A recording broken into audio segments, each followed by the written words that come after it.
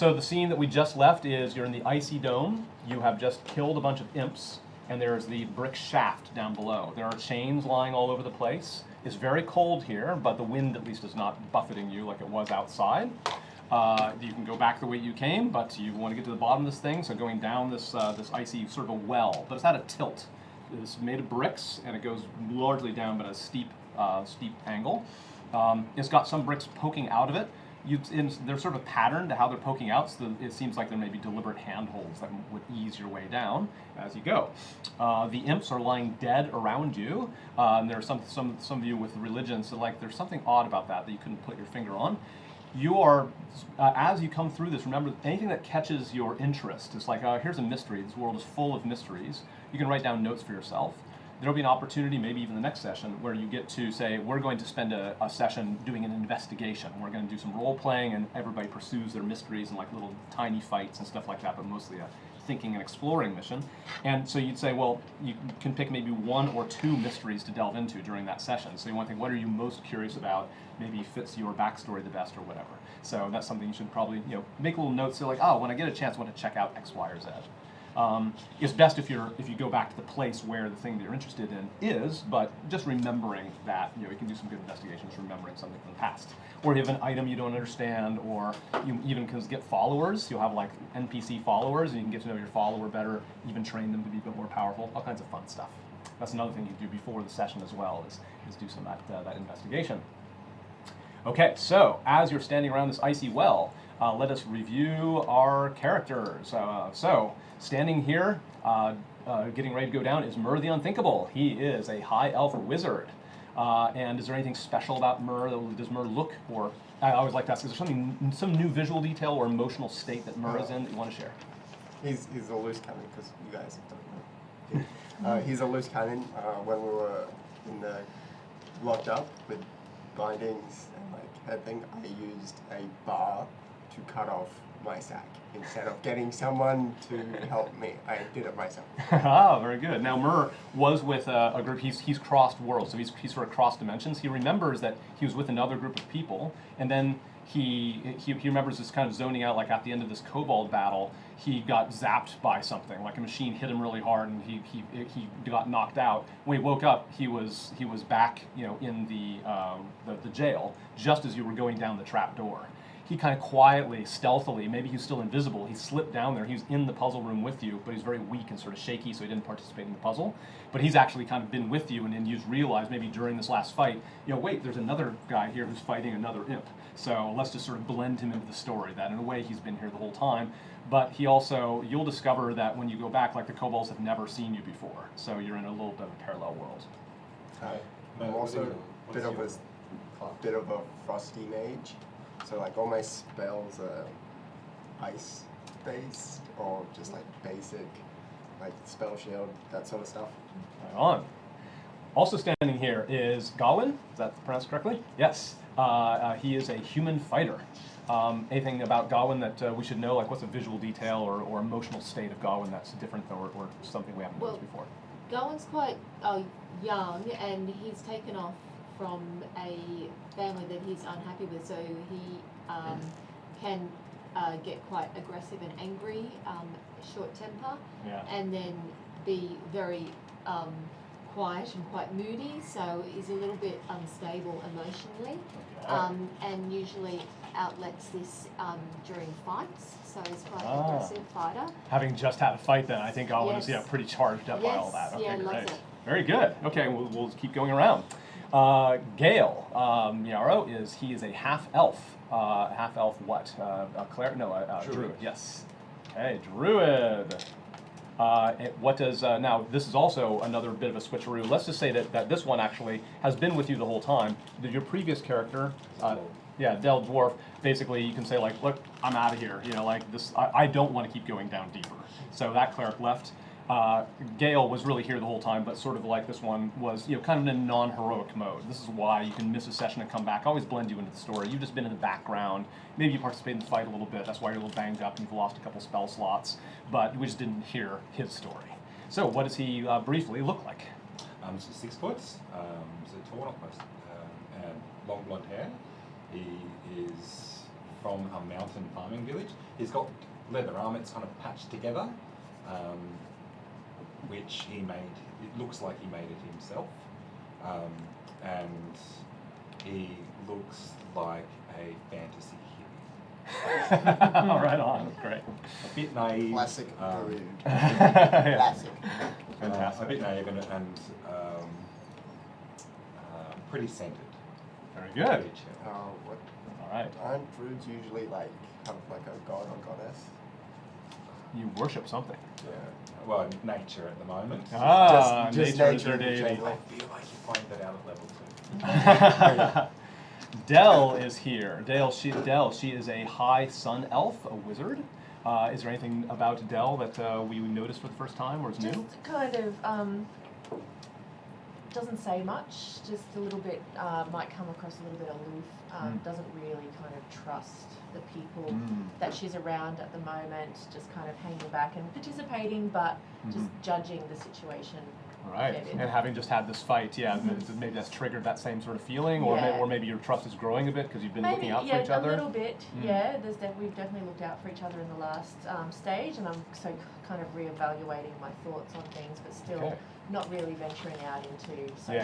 Yeah, I things like yet. that. Yeah, so these check-ins are also a good way to talk about how your character's sort of evolving. So it's a nice story to say to someone who might have been very aloof is maybe warming up a tiny little bit, ironically, because it's so cold here. All right, Archie, he is a human fighter. And is there anything about Archie that we might be noticing or is new? Well, Archie sort of came from the farmland and was looking forward to trying to find a new life for himself in the new valley, but of course that's all gone astray. He's 37, and he's sort of trained as a hunter, so he was feeling pretty confident about himself. But the sort of last couple of encounters have kind of dented his self-confidence. Sure. Yeah. This isn't like shooting. And boar if you remember, there was a eagles and- spider that landed on his head. Right. In the last one, he's never had a good experience with spiders, and that's really unnerved him. So Okay, that's great. Especially knowing they could be invisible. That's like it. right now, it's like, wait, are we Feeling a sure that bit- we've actually yeah. found all these imps because they can turn invisible? They can turn into Right. spiders. They're everywhere. he's really starting to question his what on earth am I doing? Okay, fantastic. I like that. Darrican, he is a halfling rogue, level 1. So anything special about Darrican that we might notice for the first time or is new? He's 20 years old. His faith is actually in shadows, so he worships like a shadow goddess. Ooh. But not necessarily worships, but he has some sort of association. His past was that he was found. He had retreated from his hometown. He had abusive parents, and later when he was ran off into the forest. Later, when the nearby village came, they discovered that he was surrounded by lots of dead bodies, lots of bandits. Ooh. There was really no apparent, cause of death, but only seeing that he was completely unharmed. That maybe he had done something. Maybe he had done something. Someone helped him. Yeah. There's just that weird unease about him. And he really respects his family, so he has a human mother that he has. He really enjoys birds, so he has a sort of strong trust in his mum, in birds, and as for other people, he's usually quiet, Okay. kind of standoffish. But within a couple hours of working with the group, he's starting to enjoy the dynamic, and he really wants to help each and every one of us. All right. Last thing is he's 5 foot. I think he's 170 centimeters. So that's 5'7", something like that. Yep. Quite small. Got dark brown hair. And the biggest feature is his emerald green eyes. Okay, I like that. A lot So of good you can details. always see with those eyes. You can always seem to see them kind of sparkle in the dark. Okay, all right. I So, like that image. Yeah. Very good. Okay, thank you. Cool. Varus, he is a human wizard, a high elf. And what is anything special about Varus that we might notice for the first time? We don't know much about Varus yet. The main thing that I have noticed about Varus is that he's very cautious but if he has too many wins, he gets overconfident. So maybe having beaten these It's imps, like you know, when you're like, ah, I mean, I wasn't so take hard. that. I try to dodge that third chain. Yeah, that's right. Yeah, I remember that. Okay, great. Yeah, that was just a little Just while ago. one more Bert roll of started off dice. hesitant, Yeah, I decided was to like, take I one got more Spool, I dodge. can do it there. Right on. Okay.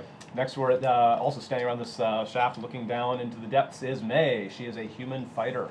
And what is something that we noticed in this moment about May that we might not have noticed before? Well, up until, I don't know, now it's been pretty, straightforward, pretty, action oriented, everything like that. So they haven't had much of a chance to talk to her.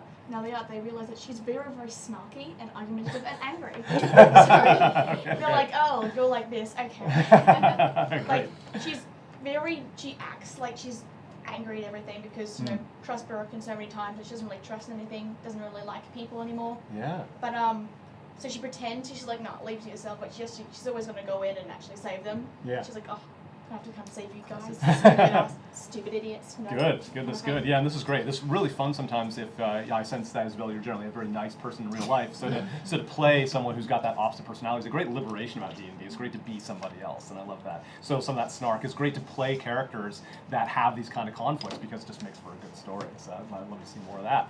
Tulip, he is a hill dwarf cleric. And I'm sorry, I don't have the real name for Tulip. Oh, his real name's Rarik. Oh, his real name is Rarik? Yeah. So Tulip's his name from. So if any So should I call you Tulip or call you Rarik? Tulip, so he Okay. introduced himself as Tulip too. Okay. So for those who managed to not get away from him at the pub when they all first met him, Uh-huh. they would have heard him carry on about how he used to be a dwarf from across the sea and used to be a soldier, and then he discovered the Arroweye flowers, a following of the goddess Arroweye, who's a nature goddess. Yeah. And he particularly took to the tenet of faith of her of be fruitful and multiply. So he may come across as a bit of a skis, but he seems to constantly look like he's drunk. Okay, it's good. I like that a lot. If looking physically at him, he's got dark hair. He's got like a dark beard, grey eyes, olive skin, Good. and everything seems to have vines wrapped around. Ah, His right. beard is tied with vines. There's vines around his boot, Yeah. and there's vines around his war hat. Oh, nice. Okay. Ah, yeah, we got some pictures here. Do you mind holding that up to the stream as well? Let's see if we can. That's great. And what is your real name? Oh, Rarik? No, your no, sorry. real. I'm talking about the real reality. Taking this very seriously. I don't know anymore. Yeah, I wrote that down the wrong Well, one. look, before. An identity change. That's right. This This is real life. Yeah, that's right, Myth or exactly. myth? Let's not turn into one of those stories. All right, fantastic. Real name. Okay, well, so to get on with it is going down the shaft now. I'll just be a bit meta this because you'll learn about D&D. You know, a DM sort of is pacing things. So sometimes going down a brick shaft like this would involve dice rolls and chances and falling and stuff like that. But I want to kind of keep things moving along. Also, you don't really have time pressure. So generally, you're heroic. You don't have to roll dice for every single challenge. You've got plenty of time. There's no pressure. You've got ropes. You can go very carefully. You could probably get down safely. So I'm not going to make you roll for that, though I reserve the right in the future. If you come back here and something's chasing you, or if the weather is bad, or there's imps that really do want to kill you, I might make you roll in the future. And that's where you use something like athletics. That's ability to climb. So your strength stat and athletics, if you've got it, will help you climb a wall successfully. If you don't roll high enough, you're kind of frozen, so you can't move very far. So if you're fleeing something or trying to get somewhere, you don't make progress, so you can kind of frozen in space. If you roll more than 5 under the target number, you fall. In something like this, this happened a couple times as you're going down. You did slip a couple times, but you had ropes and you always got caught. However, as you slip, sometimes you can do a saving throw, like a dexterity saving throw to grab at a brick and sort of stop yourself, maybe just take 1 point of damage. But if you were to fall, you kind of be tumbling down this very steep, sort of shaft is maybe 30 feet long, and then below that it seems like 10 feet down to a brick floor. So, and you would take damage. So just falling 10 feet gives you a d6 of damage, right? So 5 damage, for example. So falling is pretty bad. You've taken your time and you haven't managed to kill yourself. So down the shaft you went, and you found yourself in a large brick room. This room was dark when we first looked, but as you approached, it started glowing a dull red, just like it was in that initiation room. And it seems like the bricks themselves might be glowing a dull red. The light doesn't seem to come from a particular spot. But when you come down, you see the red bricks coming closer, and the first of you that come down are startled by a sight. There are a bunch of chains hanging down. There's holes in the bricks on the top of this room. So it's like a large squarish room, almost featureless, just large and brick floor, brick ceiling. There's a bunch of chains hanging down, and there's gaps in the brick that you can sort of see wind sort of blowing through up and down, and they're sort of strung up and down. They're all these hooked chains. Behind that, there's an iron door with chains wrapped over it. So another door. So that may be hopefully the last one in this dungeon. Once all of you go down there, the chains that are going from floor to ceiling, this web of chains, they start to move. The bricks slide aside, a figure comes up through the bricks, and it is a large and scary creature. Get that ready. Are we gonna take a short rest? Very good point.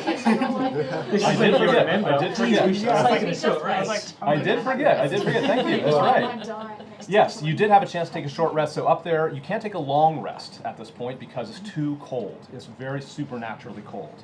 But you can to spend an hour up in the ice dome, having taken a short rest before you decided to climb your way down there. So let me explain that. Sorry, I jumped ahead. I was so eager. Okay. In a short rest, you who here is down some hit points? Just once. Okay. And those of you who are listening at home, this is a teaching thing, so I'm going to go very slow. So if you know how hit points work, if you don't know how hit points work because you're listening to other streams that don't explain that, here's your chance to understand. So if you're down some hit points, you have a chance during a short rest to roll what's called your hit die and get hit points back. Your hit dice is in your sheet in the middle here. If I can take this as well. So right in the middle, this box here, it says like 1d10, 1d8, 1d6. You have one of them right now because you're level 1. If you haven't spent it, you couldn't possibly spent it yet, you can spend that hit die, you roll that kind of die, in your case a d10, in your case a d8 or whatever, and you add your constitution bonus. Don't do it yet because there might be a decision, right? But you'll add your constitution bonus, that's how many hit points you will get back. You can't go over your maximum hit points. So if you're down only 1 hit point or 2, it's a bit of a gamble because you might kind of overkill it. You might roll and say like, I kind of wasted that. I got 2 points of healing, but what if later on I want healing even more, So you can be a little conservative or a little aggressive. Once you spend that, you write a 0 down in your hit die thing, which means now you have 0 hit dice to spend. You don't get more hit dice back until you do a long rest, which you can't do because it's too cold in this dungeon. And you don't know how many more rooms there are. But, again, meta, you can guess as you're getting started, it'd be unusual for me to make you go through 10 rooms before, without a long rest. You know from your adventuring days that you try to pace yourself to have like 2 or 3 fights a day, and you do these short rests in between before you have to sort of stop for the day, yeah? So, you all now can make that decision, are you going to roll your hit die or not? If you do, you roll that die and add your constitution bonus, so I don't have to check it, you're on your honor to do it properly.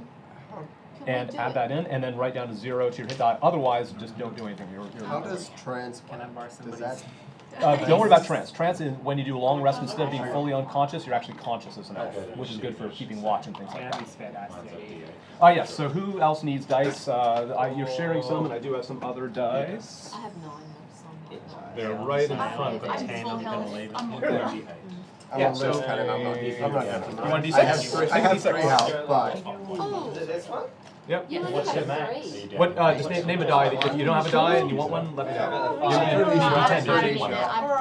I'm a seasoned wizard. I can handle Anybody need a it. die of any You've sort? got 3. Your armor is so low. I'm a seasoned wizard. Got dice in case you need it. You'll be So seasoned. those who want to roll, Don't roll fight it. me. I will freeze You'll be you. seasoned on You'll someone's be lying skewer. before bleeding Also- and make us heal you. Again, until you take a long rest.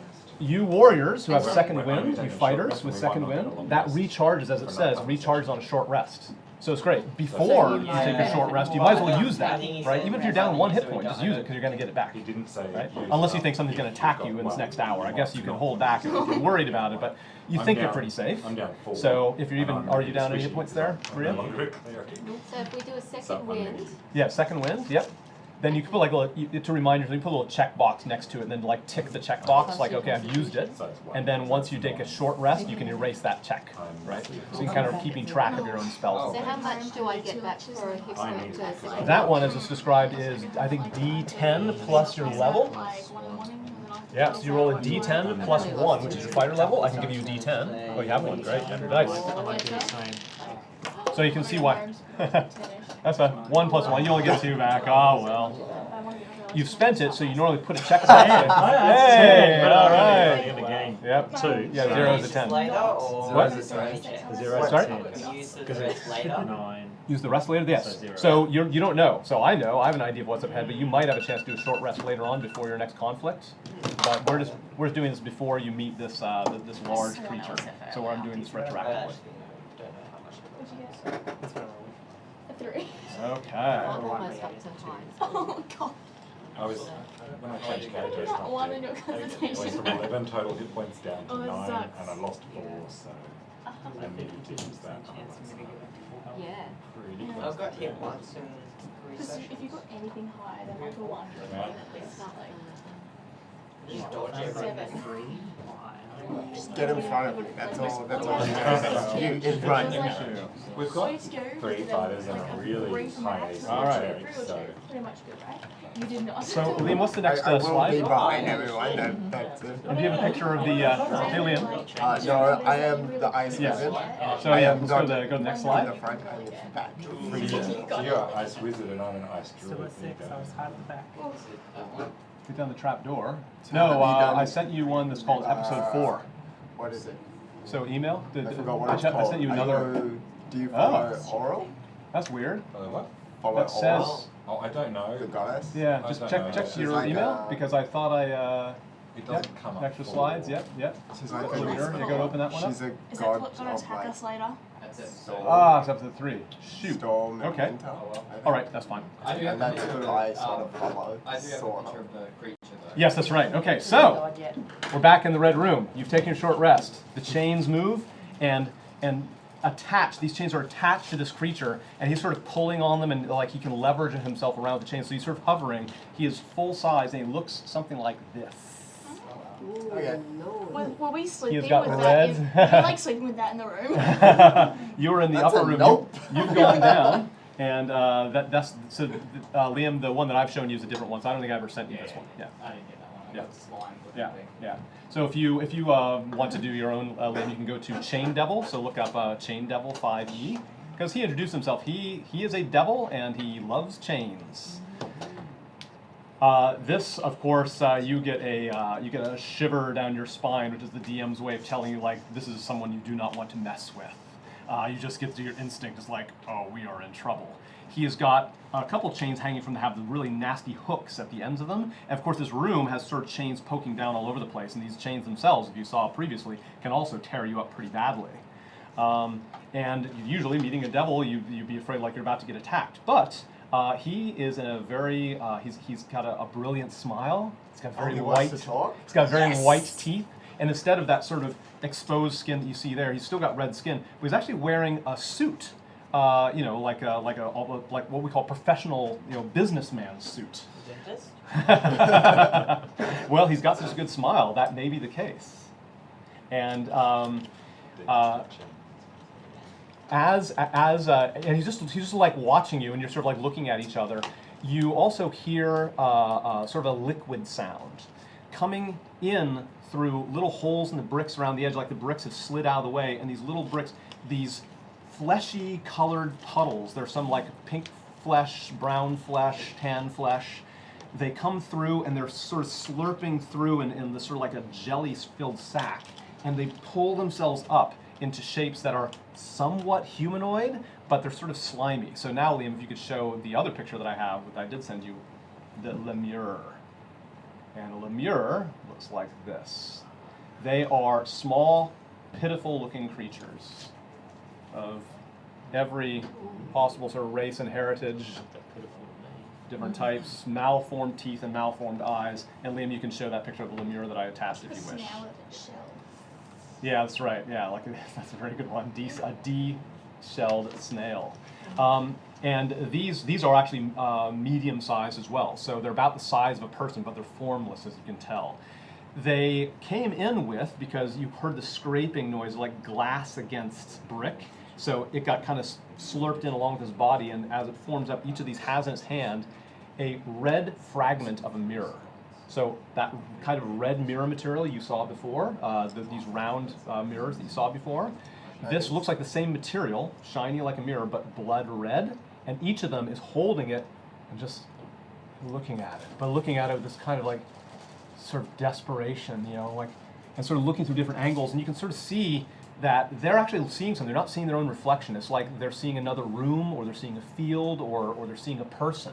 But they if you ever got close to them, they start shying away from you, like holding it close to them. They obviously want to hold on to these things. So this room has got several of these lemures, as they're called, as they'll be introduced by the devil, moving around. So they don't have weapons on them. They don't have weapons on them. They do. Their hands have sort of claw-like appearance, so you probably wouldn't want to get into a tussle with them. But they seem much more intent on looking at these fragments. Mm-hmm. Speaking of red mirrors, there is a round red mirror up in the corner of this room, and the chain devil himself seems to have one hanging at his hip. So this is again a red oval with a black iron frame. With this brilliant smile, he starts to talk to you. He says, "You seem very determined to reach the end of the dungeon through this door behind me. That is where the Abanfil clan will test you." You mentioned the Abanfil clan. So those of you who are keeping notes or making notes, that's where the Abanfil clan will test you, he says. Is it like the Abanfil runes? Very good, yes. So you recognize the Abanfil runes. Now you know the Abanfil clan will test you in this next room. Good connection. That is where the Abanfil clan will test you. But first, I will test you. He grabs something hanging from his side, that red mirror. He holds it up. And looks the same as you saw in the previous room also, the room with the chains, the escape room with the fireplace and all that stuff. You showed that tattooed glyph to a mirror like this, and the chain slid away. So the devil turns the mirror to you. First, you sort of see yourselves. And again, when you see your own reflection, there's something weird about your reflection. You basically look kind of miserable or scared or haunted. You look like a version of yourself that's had no sleep and has had a terrible day. But it quickly fades, right? So you kind of can see through that reflection, sort of like looking through glass, past the reflection of a bright room behind you into the darkness. And you can see on the other side, you see that previous room. You see the escape room. You see that mosaic fireplace. You see, the body. You see Torg crying over it, and you realize, and as it sort of angles it to you, you can kind of. It's almost like a portal, that you look straight through. However, it seems to be looking down at the room from the same angle that those red mirrors up in the corners of that room. You recall those red mirrors there? Well, it seems like with this mirror that he's got, he was able to see you quite well from the viewpoint of one of those. And that is what he's demonstrating to you. Red mirrors can see across space, apparently. Yeah. So he says, "I can see in through my red mirror and out through many, many other red mirrors in the world. I saw you in that room." And sort of leaning forward with interest, he taps the mirror with his long black fingernail. "You showed me the proper Abanfil glyph. It is not in the way I usually see such a thing, but rules are rules, so I opened the door for you and let you through." Okay. Now he points to these fleshy things that he's called lemures, or he refers to them as lemures now, and they're holding those fragments of the mirror, and they're looking into them. Those things held by the lemure, they are mere fragments of two mirrors that used to be in the brick tower that you came from. They were shattered by idiots who learned to regret their transgression. The fragments of these mirrors, they only have a small part of the power of a whole mirror, demonstrating his whole mirror, gesturing to the fragments that they have. No self-respecting devil or member of the Abanfil clan would use such a shoddy little fragment. Now, did any of you find a red mirror shard? So you actually have something in your pocket, which you could demonstrate now as we role play. You could show that off, or you could say like, "Oh, I'm not going to show that I have one." That is something. Now, when you change characters, by the way, any stuff that your old character had, we'll say that your old character, as you left, said, "Here, just take this stuff," right? So you can transfer items from your old character to your character freely. If I didn't explain that before. So you have one in your pocket, and it does look like the same thing. He continues, "To amuse myself and to teach you something useful, I gave mere fragments to these lemures." Again, they hear him, they understand him, and they're sort of looking up at him. He's hovering with these chains. This room has got maybe a 15-foot span, and every time he sort of gestures to them, they sort of shrink back but and they're holding the mirror close. I made their mirror fragments show glimpses of the mortal worlds that they left behind. So they remember what they did back when they were alive. So, what you're learning here, and I'm not going to role play the entire thing, but what you know from maybe further conversation with the devil and from your own studies is that lemures are souls that have moved on. They're souls that would congeal, and they would congeal, well, normally you'd see them in hell, but then come into the material plane, right? So when a soul is freed from its mortal body, and this would happen to all of your souls as characters, your souls gravitate to an afterlife. And the afterlife that they gravitate to, the way I paint it, different DMs do it differently, has to do with your alignment. Alignment is written on your character sheet, but you can change your alignment at will. But your alignment isn't prescriptive. You're allowed to do whatever you like. I, as the DM, might say, you're not that alignment anymore, just based on your actions. Yeah? Alignment, you can think of which way is your soul being tugged if you were to die right now. So if you've done a lot of lawful good things, you followed laws and rules very well, and you also are good and respect, you respect freedom and life, as inherently valuable, your soul would start to slide, and you probably would want to if you had control of your soul. Whether you do or not is not clear, but your soul would end up in one of the heavens. There's a heaven that's based on, with the lawful good deities are there, and the lawful good deities like what you did, and they're sort of drawing you to them. So that you continue to do lawful good things in that place. If you're chaotic good, you go to a different place. You're still good, but you don't believe in rules. You believe in individualism. You be more like a wild sort of world, where everybody can kind of do their own thing, and there's happy hunting grounds and stuff like that. Lawful evil souls end up in hell, and this is the nine hells is called. It's another extra dimensional plane that your soul would end up in. And lawful evil means that you follow rules, you're after a big final goal, so that's the law part. Evil, in my world, the way I interpret my moral philosophy and the game, and maybe in life, is that it's really the absence of any good. You don't show any value towards freedom or life besides your own. Maybe you personally want to be alive and free, but you don't care about anybody else's life and freedom. So, the ultimate lawful evil is you would say, I would set a place on fire just to warm my hands. I was a whole room full of kittens. I would set on fire just because my hands are a little chilly. Very small inconvenience for me is worth all the deaths of all those kittens, or all those kids, or all those people. You don't care about them. There's a means to your end. That's lawful evil behavior if you're also following a big structure. So the classic one, which I think is very cogent, is like the Nazis, right? The Nazis had a big plan that they wanted to enact, and they were willing to do what we would call evil activities to pursue that end. Chaotic evil is basically psychotic. It's where you're taking pleasure in suffering and torture and things like that, and you don't really have a plan. You're just doing it for its own sake. It just it satisfies you in some way. Like the Joker. Yeah, the Joker is a great example of chaotic evil, just loving disruptive things and not caring about that. Anyway, so you would drift the plane most wants to. Now, people always think, hell's a punishment, everybody in hell regrets it. No. If you end up in hell, that means you did enough lawful evil things that hell's actually a great place if you're truly lawful evil, because hell is a place where you can rise through the ranks. You don't have to follow the rules. You can kill your way up the chain. You can get promoted into more and more powerful devils. You start off maybe as a lemure, as you're learning from the chain devil, but you can turn into higher levels. You can end up being like an arch lord or lady of hell, and it's hugely powerful if you just manage to take what you want. So hell is a great place for people who actually do those actions.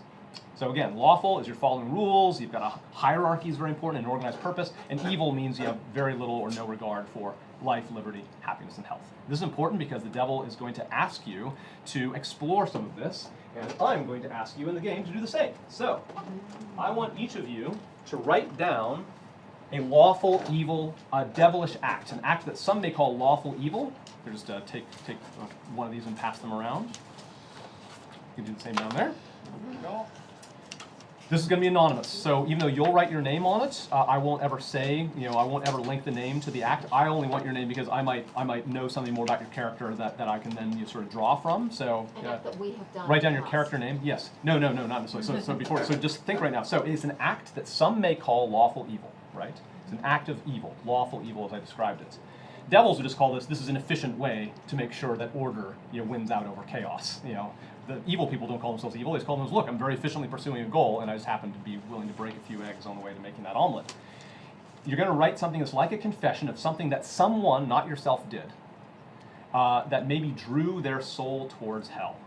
So something that someone did that drew their soul towards hell. However, is too simple to write a really easy confession that said, like, I burned down a house full of babies because my commanding officer wanted to warm his hands. That's too evil. That's easy, right? Anybody could say that's evil. I want you to write something that you think some of the characters here might disagree as to whether it's evil or not. Something that you might think, well, I think this is evil, but somebody, if my character thinks this is evil, but I know some of the other characters around here, I'm guessing they might say, no, that's not really evil. Or vice versa. You know, something that I don't think is evil, but I bet some goody two-shoe characters around here might consider that evil. You want to actually have something sort of like a borderline case. Something might split the vote, right? So to speak. That if you were to discuss these acts, you would disagree, is it truly evil or not? And this is a conversation we have a lot in D&D. I find it really interesting. It's one of the few times you can talk moral philosophy in this, but it's in the fantasy world. Is this act evil, or is it neutral? Neutral is like, well, I wouldn't call it good, but it wouldn't move your soul towards hell. It's just extremely selfish, but it still has some regard for human life and liberty, just not a great amount of regard for life and liberty. So something is neutral. So the debate that you're going to have, the thing you write down, maybe some characters would call it truly evil, some characters would call it neutral. Maybe it's selfish, maybe it's impulsive, but not really evil. I'm going to read out these confessions that you write, but I'm not going to say who wrote them, so this is completely anonymous. You're just making up a fantasy story about somebody else. No one will know, I'll read it, and then everyone will vote openly about whether, yeah, that thing is evil, in which case you're either going to hell, you'll vote down, or it's like, I think it's a good act, or it's a neutral act. I want people to disagree. You want to write something that some people will say that was definitely evil, and some will say, like, I wouldn't call that evil necessarily. Does that make sense to everybody? No, it has to be something that a different character did, someone else did. You don't know who, but just some other mortal, you know, that kind of comes from the same kind of world that you do. Yeah.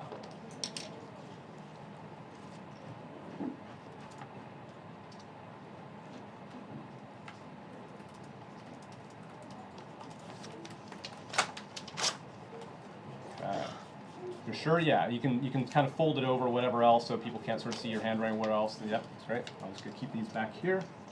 Great. Thank you. Thank you. And I'm just gonna. I'll be taking them randomly without saying who they are. My handwriting's horrible. So Okay. Well, do your best. Do your best. I won't show off your hand. I'll be reading the back here, so nobody can recognize your handwriting because I won't show it as I read it.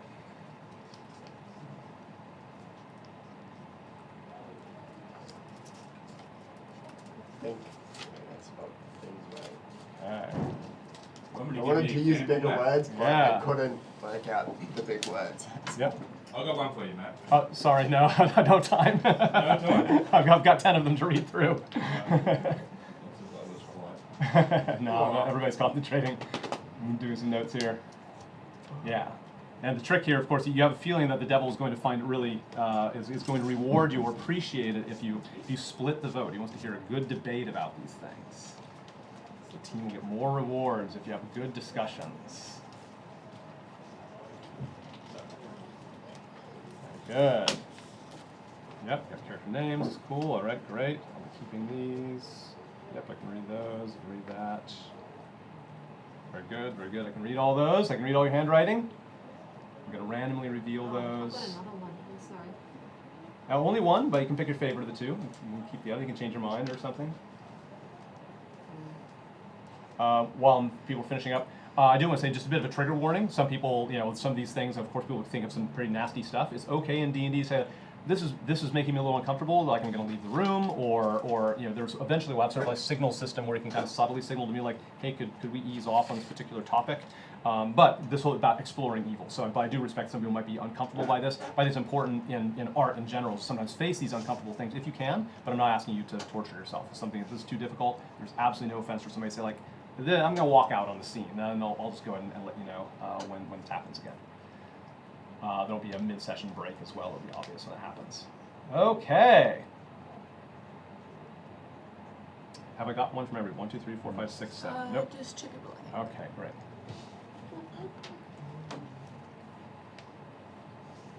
I might start as I think we'll just do another minute well before I get started. Let me check on my timeline to make sure we're doing okay for time. Oh, look, it's the news. Kind of. Oh yeah, unfortunately the slides I sent are the wrong ones, so that's okay. I don't know if we'll have time to do it now, but my mind is like Yeah. Yeah, what I'll do is I'll turn on Wi-Fi and I'll send it now. That was my mistake. That's right, I can do that stuff very quickly. Great. That's fine. I'll just actually send you the slides at the end.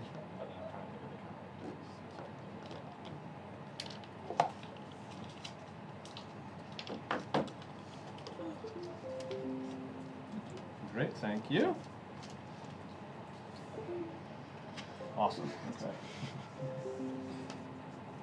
I will now attach it. Like off the top of my It's head, one like, more I minute. thought of like Wombo, I'm like, that's not that evil. So, Yeah, I was trying to think of what the character.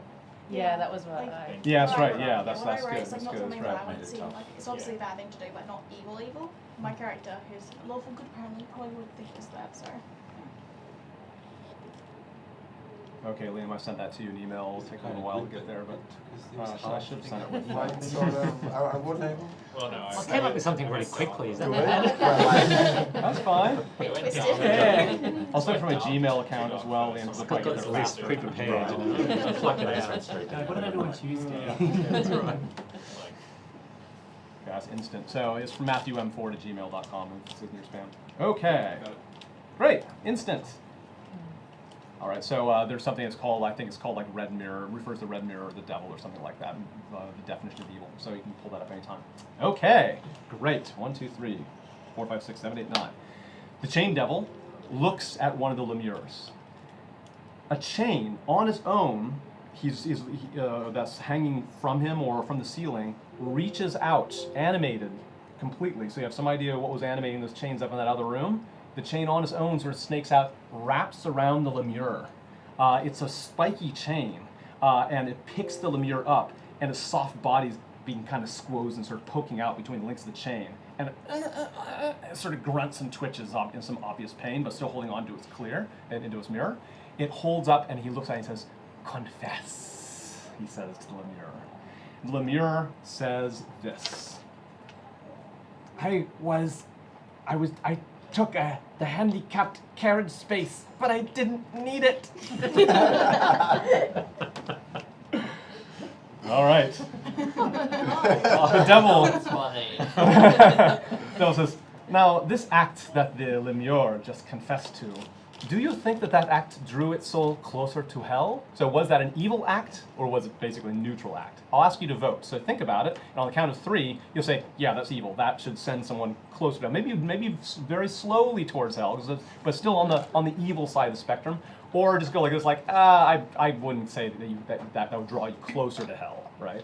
But if that's the only thing it did in its entire life, and the gods have nothing to judge you on apart from this one thing that you did, is that something that would send you to hell or not? You know, if you think neutral, go like this. If you think hell, yeah, going down to hell, go like this. If you think it's a good act, no, it should send you to heaven. Do thumbs up. But what we're looking at is a debate between those who point down and those who point sideways. And of course, you won't be able to see each other's votes because we'll all do it at the same time. So think about that for a moment. If you want to know clarification, I can make the lemure might be able to say something more, but I don't think we really have the time, or sometimes you have to decide moral questions just on a little bit of information on a confession. So unless it's something completely vague and you think it's really interesting to talk about, you don't really know more apart from that one confession. I took the handicapped carriage space without needing it. I'm going to have you all vote at the same time. You're going to openly point your finger down or up / sideways on the count of 3. Are you ready? I'm going to write this down. So handicap space. 1, 2, 3, vote. Hold it. Okay, so down is 1, 2, 3, 4, 5. Very good. It's a split. Goody Wait. two shoes. 5. And those who are neutral are 1, 2, 3, 4. All right. Very good. Now, briefly, the devil says, I'm very interested for you to explain to each other why you voted differently from each other. So you try to do it in character. You don't have to use an accent or anything like that, but try to think, at least speak from your character's point of view. Which of you says, like, well, I voted this way and here's why, and someone else disagrees with them. Have a little debate, and the devil's sort of listening to you debate, and the DM is listening to you debate as well. I voted wrong. He broke the rules. He should go to hell. There's rules set in place for a reason. Some poor person who's in a wheelchair probably had to go way out into the car park to try and find another spot. Couldn't find one, parked to the back, and then had to wheel across multiple lanes of parking traffic. Good. Okay, the devil's all right. So who disagrees with this point I of think view? it's all about intention. Depends what the intention is behind it, and if it's unclear, then You can't decide that. But it's he a said bad that act. he did it on purpose. He went. He could have been saving that disabled person's life by rushing to get some medicine. Exactly. He But he said he need didn't it. have a reason. He didn't need it. Yeah. He was there thinking Well, about he himself. himself might not have needed it. There's always another The- intention behind the act. The act and The the act- intention behind it may have been good. The devil's yes. But oh, I very judge good, people very by good. their actions, not by their words. That's one of my character traits. And the action is clear to me. It doesn't need explanation. The parking was in a space that was reserved for less fortunate people. Very good, There is very a good. reason that the handicap parkings are close areas because when you're that low in a wheelchair, the cars can't easily see you. This handicapped person who must have parked at the back could have been hit by a car and very severely injured or killed. There definitely was free space, but he decided to take the handicap and sit along all 3 lanes just so no one else could get past. Awesome. Carriage. Okay, great. Now we'll have debate. So that's good. So the devil's like, very, very good. So as he's watching this with great interest, and he seems to be kind of judging your debate. He seemed to like the fact that you disagreed. You know, some of you voted one way, some of you voted the other. There's a 4-5 split. That seemed to make him quite pleased. And so he praises that. He praises the quality of the debate, which I do as well. As he gives judgment on the debate, he's rubbing his fingers together. He's talking about what a good job you do. And these silver coins are appearing in his fingers. And they go plink, plink, plink. So a certain number of coins are going. And you can tell that the happier he is, the more coins he's making. Because as he's complimenting what you've done, he just keeps rubbing his fingers. Other debates in the future, if they aren't so interesting or if the vote isn't split, he makes fewer coins. So he's getting an accumulating pile of silver coins in his hands. You get the idea that this is going to be your reward. So you see why you've been motivated to try to split the vote. All right. Now we're going to do another confession. Awesome. So he grabs the Lemure, pulls it close, and says, "Confess." And the Lemure says, "My family took my wages from military service as payment for my board and food. I stole it. I worked and fought hard for it. It's mine." So once again, my family took my wages from my military service as payment for my room and board and food. But I stole it back presumably, as I worked for it and fought hard for it. It's mine. So think about that for a moment. Don't give away what your vote is. Privately think, is that that should send you closer to hell, or as more neutral, even good. Give you a few seconds. You might have to just go through gut on this one. Okay, on 3 you're going to vote. 1, 2, 3. Okay, all right, we have a bit of a split. So we have down 1, 2. Awesome. So evil is 2. Upper side is 1, 2, 3, 4, 5, 6, 7. All right. Some actually thought it was a good thing to do. That's great. Okay, good. Again, it's very interesting. The devil says, so much difference of opinion. I want you to argue with each other. Why did you vote one way versus the other? Again, what's the debate that you have? 2 wrongs don't make a right. Steal my shit, I will freeze you with the ice of oral. He was betrayed by his family. Maybe he shouldn't have stolen it back. Maybe he should have reported it, but still, his money, his family should never have stolen it in the first place. One must stick up for oneself. Exactly. Correct. As I've learned from my dwarven clan, it's an important thing to respect your family. The teachings of Paraguay have taught us anything. It's that we should look after the young. And whilst it was bad that the parents didn't respect the young, it was also bad that he didn't respect the elders. And we have to respect the past and the future to be able to live in the present. Oh, very profound. Oh, I see that. Very good. Can I freeze him? He makes too much sense. Look, the rules of this household are pretty clear, right? You pay for food, you pay for board, doesn't matter where the money came from.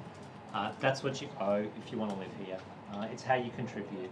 Stealing the money back is just, Very interesting. All right. Now I'm a devil. I have all kinds of time. But what is it? You are going to make a comment. He says, gesturing to your character. What do you say? I forgot.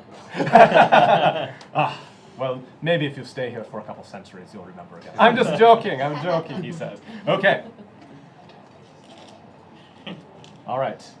The confession is, our old chief killed men, elves, and animals because they devastated his sacred garden.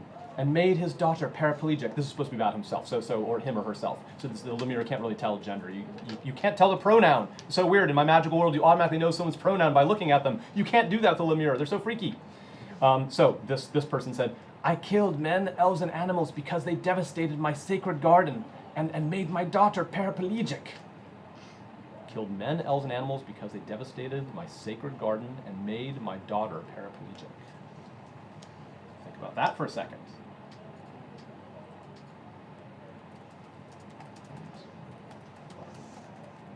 Oh, Matt, that is the right slide. That is. Debate the nature of evil and get to know about the red mirror. 3, 2, 1, vote. Okay, down to hell. 1, 2, 3, 4. Okay, nice split. Hold your fingers out still. Neutral. 1, 2, 3, 4. Yep. 4, 5, and well, good. Yeah. So one thought it was good.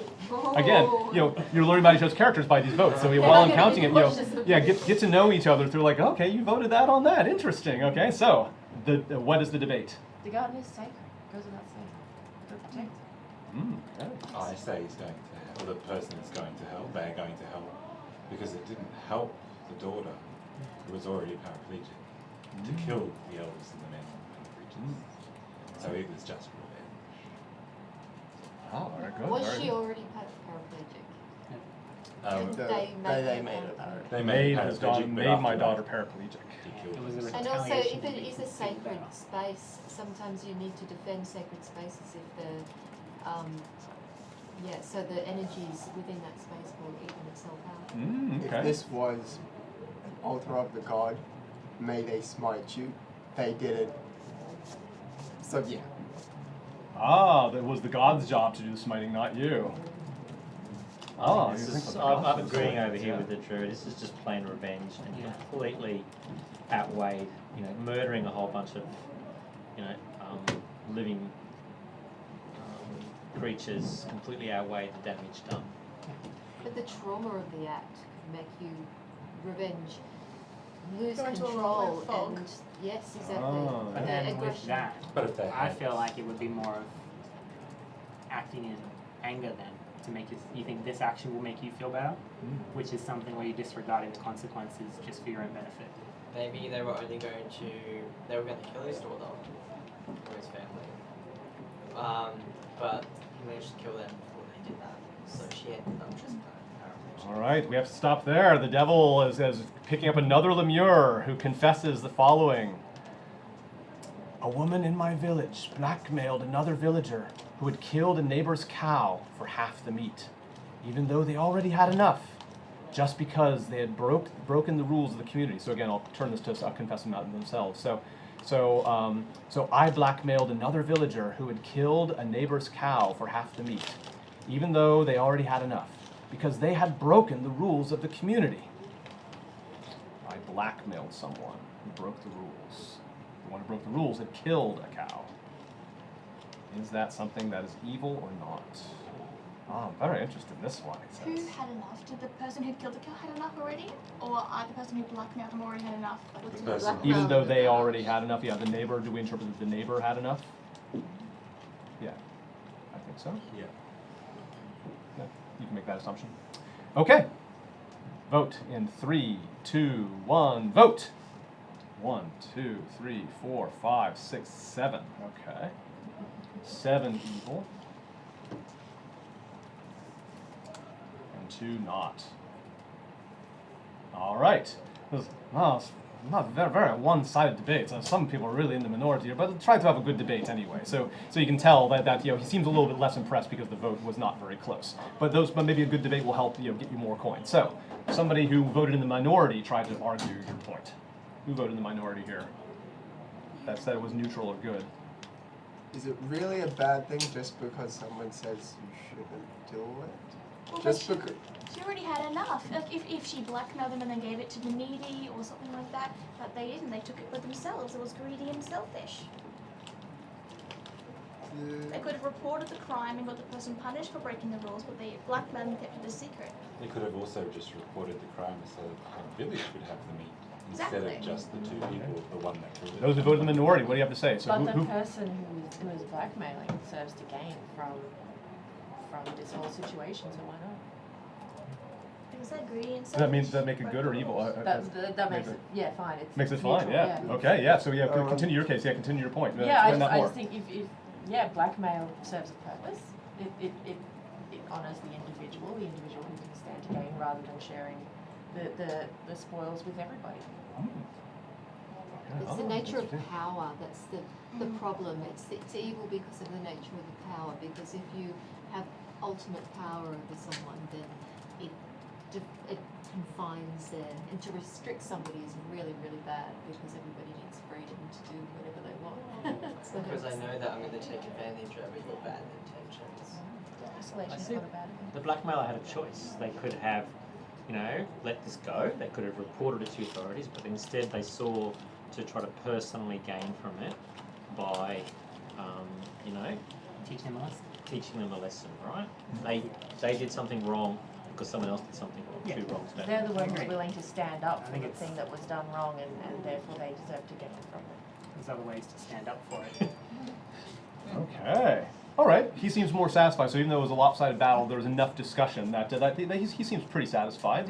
Maybe a few fewer coins than last time, but still a pretty good, respectable amount of silver coins came out of that one because he had a good debate.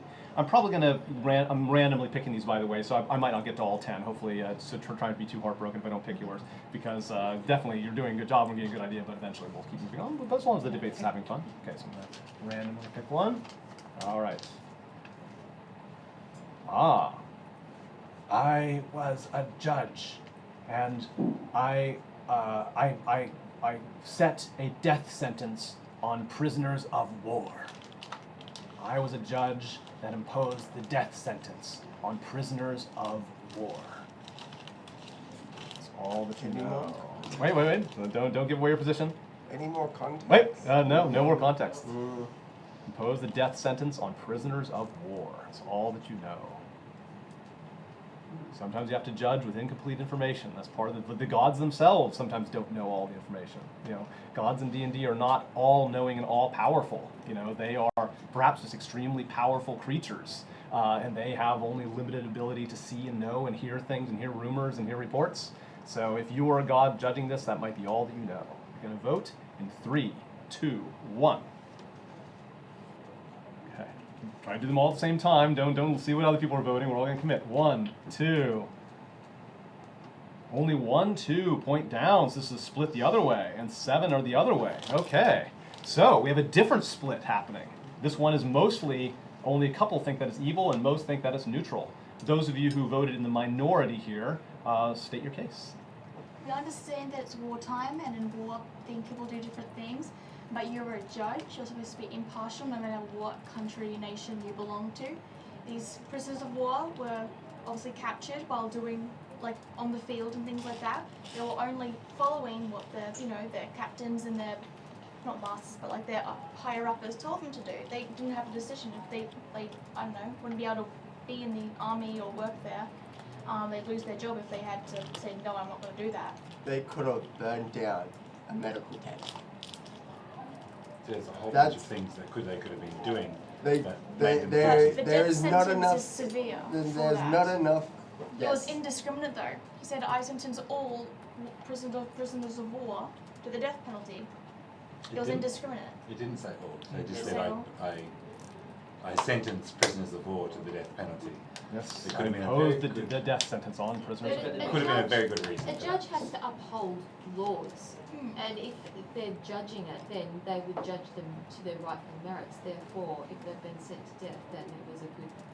But how do we know It was that this justified. judge was a fair judge and did uphold the rules? There could have been, you hear about all these corrupt judges and corrupt policemen and everything.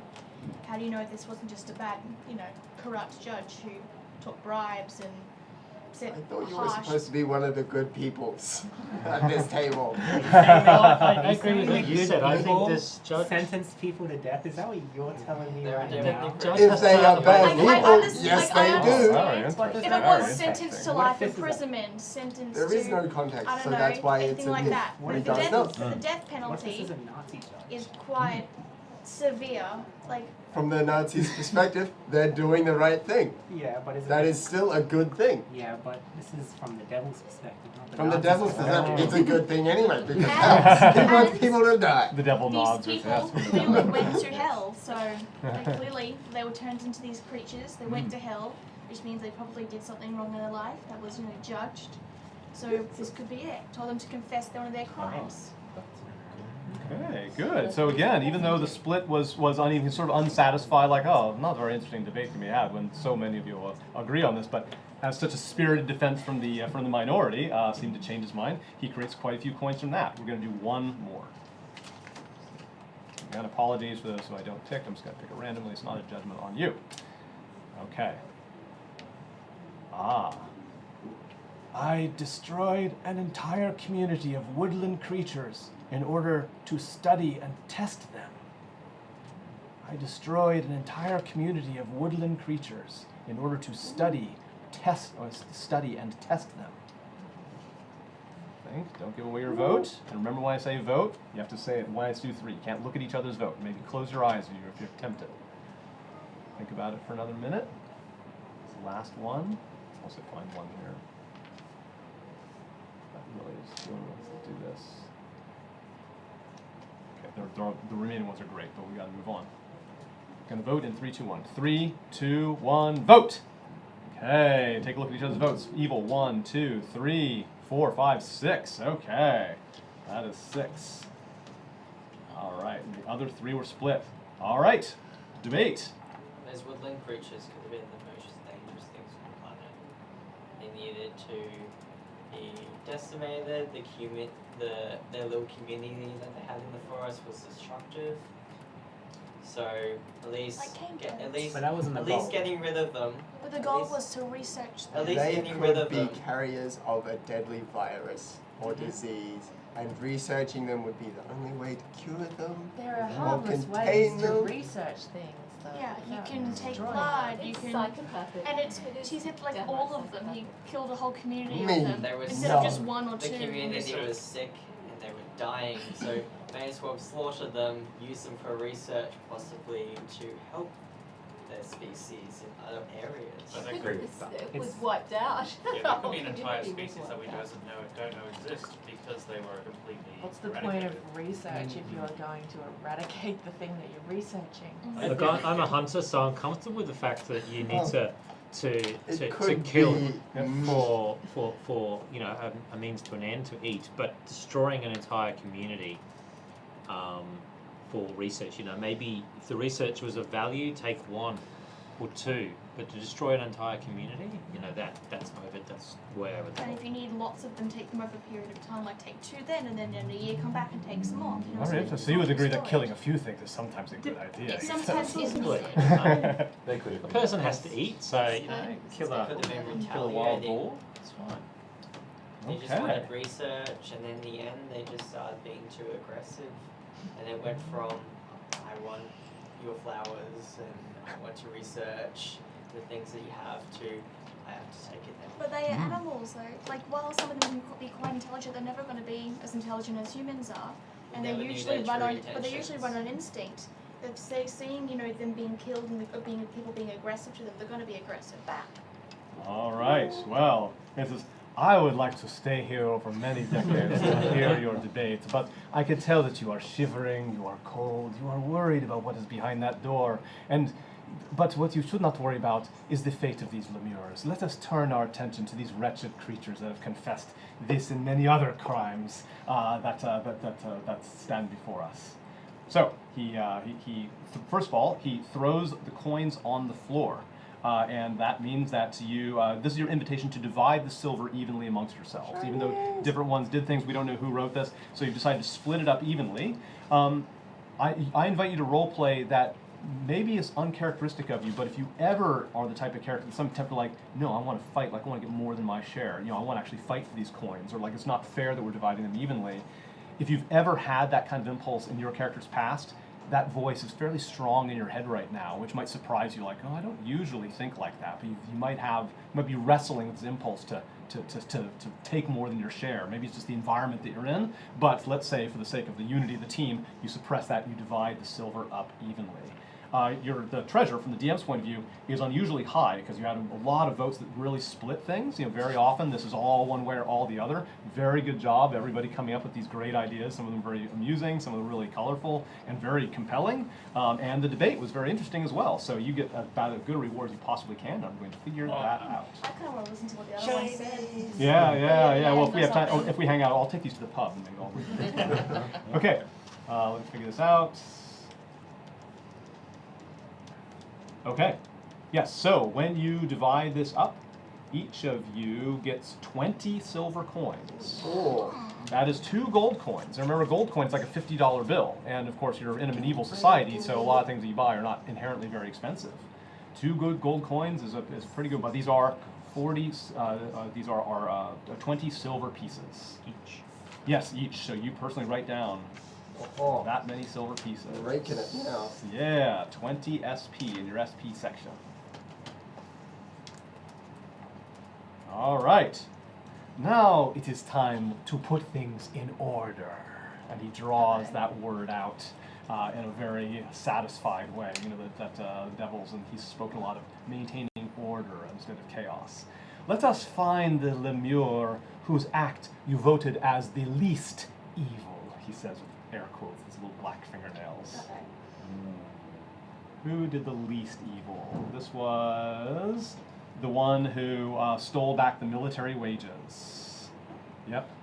So what did you do again? And my family took my wages from the military service as payment for my board and food, but I stole it back. I worked and I fought hard for it. It's mine. But these people did not think that was a very evil act, so they might be wondering what you're even doing here in hell. Yeah, we thought that was more. Yeah, it was on a sliding scale. So, you found the one that did that. It says, you will reduce this one's weakness, and you will learn something about the red mirror fragment it is holding. So he calls it weak for not doing something that was very evil in your eyes. You reduce this weakness and learn something about the red mirror fragment it is holding. He offers to show you how to attune to the red mirror fragment. Attuning is something that happens in D&D all the time with magical items. When you have a magical item, it doesn't always work right away. It might say requires attunement. It means that you kind of meld your sort of life energy with it, and it takes time. You need to spend a short rest while holding the item and concentrating on it, and then it kind of comes to life after an hour. Most magic items require that. By the way, you can only have 3 items attuned to at any one time, so even if you're the richest creature in the world, it's very hard to get more than 3, so you have to sort of choose. But beginning an adventure, you might pick from all of your magic items, pick which 3 you're going to attune to. So you're familiar with that as an adventurer. Apparently these things aren't items that can be attuned. It takes some time. The devil insists that one of you do this in order to pass into the next part of the dungeon. Those of you who want will roll off for it. So raise your hand if you want to be the one that is going to try to do this, to attune to it. So we have 2 contestants, 3 contestants. Okay, those 4 of you all roll a d20 in order to get the highest. You just decide as a team, the fair way to do is to gamble for it. So you might have an impulse to fight for it. Natural 20. I got it. I had to roll to get 7. Yep. Okay, you are the winner, so you are the one that's going to do it. Yes, 5 silver pieces. You don't have it. So the lemure is like no. He was sort of like trying to hold it back. You pull it out of his hands. The chain devil is sort of like hovering a chain over it and you. So it's like, well, I've got to get it out of his hands. And it's not very strong. So you kind of pop it as a weird sort of wet, fleshy hand. So you've got this mirror fragment. You can look through the fragment itself. Like you look through it and you see a scene from the material world. So that lemure who made that confession was looking at something that might have reminded them of this. You get to sort of write this part of the story. What do they see? As you look at what the lemure was looking at, they're looking at some part of the material world. It could be from the past or from the present. What does it show? It shows a green field, and there are people sort of playfully dancing around. It seems like a sort of a festival fair type thing, and there's lots of laughing and happy times, and it seems like it's a bit reminiscing. Yeah, okay. All right. So, the lemure is like, once it backs, the lemure is looking at this. It sounds like something they'd be looking very sort of fondly or maybe wistfully. Do you think the lemure was feeling a little glimmer of happiness or jealousy, or was the lemure feeling just just the pain of missing it. What do you think the I Lemure's think emotion loss, was? yeah, sadness of loss Yeah. of the past. Yeah, was sorrowful over it. Okay. The devil then instructs you, you must cut yourself with the mirror to attune to it. It's a little unusual, I know. So you are going to cut yourself. Right, now you can give it to somebody else. Let's take the second highest roll. Told you should have given it You're going to to me. cut yourself with the mirror. You're going to drip blood onto it as you attune to it. You can choose where you cut yourself, but it's going to leave a scar. You usually get to choose whether your character gets scarred or not. In this, you do not have a choice. You're going to end with a scar at the place where you cut yourself. Now you can give it and say like, nope, I'm going to give it to the next person. No, I'm good with that because I'm a bit wild and I've got a lot to prove, so I'm Okay. actually going to cut myself across the cheek. Oh, right on. Okay, Just because okay. I want to Aggressive. prove that I'm tough and I'm a bit messed up. Yeah, all right. You go Okay, first. so Gawain, he cuts himself across the cheek. All right. I want So a write scar. that down. So write down, yes, write down on your character sheet on where your appearance is, a scar on cheek, and you say from Red Mirror. Cuts. Can you attune to the other mirror Yeah. then? The one we already That's an have? interesting idea. Yeah, so the round mirror Do that's the up same there, you thing. might, when you have a chance, you might say, oh, maybe I'll find that red mirror, you know, 'Cause and you have a fragment. yeah, or yours, Yes. yeah, your thing, yeah. So that's something you have to keep in mind. What happens when you attune to it? All right. You'll be our test study for it. That's it. See what I'm going to happens. see if Right. it comes in handy. But probably. You also take 1 hit point of damage. Oh. Well, good thing you didn't do it then. You only had 3. That's fine. That's fine. She can Didn't you still do a go short first. rest? Or No, I You didn't didn't. you did, just didn't want to. You're hardcore, I guess. Okay. So your blood, as it drips in, it absorbs into the mirror. It does just basically disappears into the red mirror. You concentrate and to attune to it. Now this takes an hour, so this is also like your short rest. You know, the short rest that you took beforehand, you're basically doing another short rest. If you changed your mind about a short rest, you can go and roll your hit dice now instead, even though none of you taken damage. So I Nothing's doubt you're happened. changing, right? What about the wizards for arcane recovery? If somebody's- Well, you only get to use it once. So if you haven't used Arcane Recovery, this is your chance to use Arcane Recovery. But The I Arcane get my Recovery can second only be wind done back. once per day. Yeah, Get second, my yeah, you get your second second wind win back. Yeah, that's right. That's right. Yeah.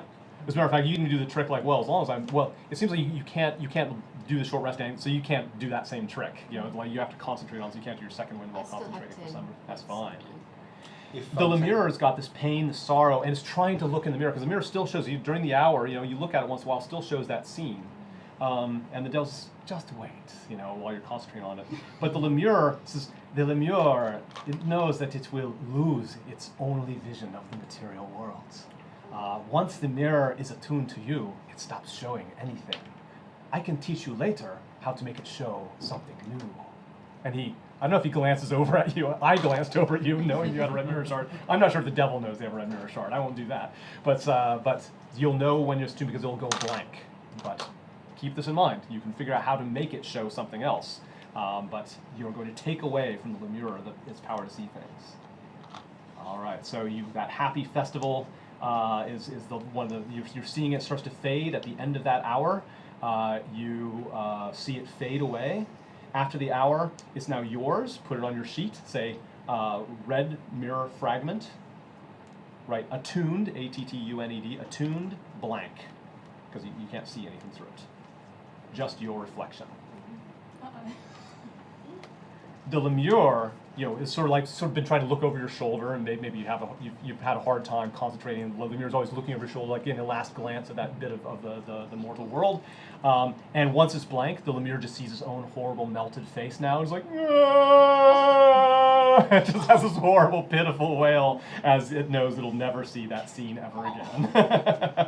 I'm sad now. It's such a gay, happy scene. Yeah, that's right. It's such a shame. This Lemure, whose act you all voted as the least evil, in my opinion, it does not deserve to advance. It must learn to see evil for what it is. It is the most efficient way to create order and to do great things, unburdened by the limitations of what you all will call good. And with a whip, the chains lash out at this thing and just tears it into pieces. Bits of flesh fly on you, on the people around, and they splatter onto the ground with hardly a sound. Devil says, this Lemure's body, it will reform in a few, what do you call them? Days. And when it comes back together, it will learn how to become more powerful. We're teaching it a good lesson, I think. You see these bits, the flesh is sort of like quivering. You're like someone in pain is quivering, and you can see they're slowly like moving together, very slowly. You think that over the course of probably those few days, it's still alive. It can still feel, and it's forming itself. This is what being a lemure is like. Can they hold grudges? Maybe so, yes. Well, luckily I have a few days to get out of here. Okay. Again, just like you do with the imps, like those of you who know religion, it's like, it's like, you don't know much about lemures. There's something strange going on here. It says, now this lemure, this is the one who's actually voted as the most evil. So let's go and take a look at that. That are the most down pointers. That was the one that did the blackmail, that did that blackmail move. Blackmailed another villager who had killed a neighbor's cow for half the meat, even though they already had enough, just because I blackmailed them because they broke the rules of the community. Many of you voted that as evil. That was the most evil thing, saying it was greedy and selfish. You could have reported it instead. Too wrong doesn't make a right, all those other things. So he picks up the lemure that is the most evil.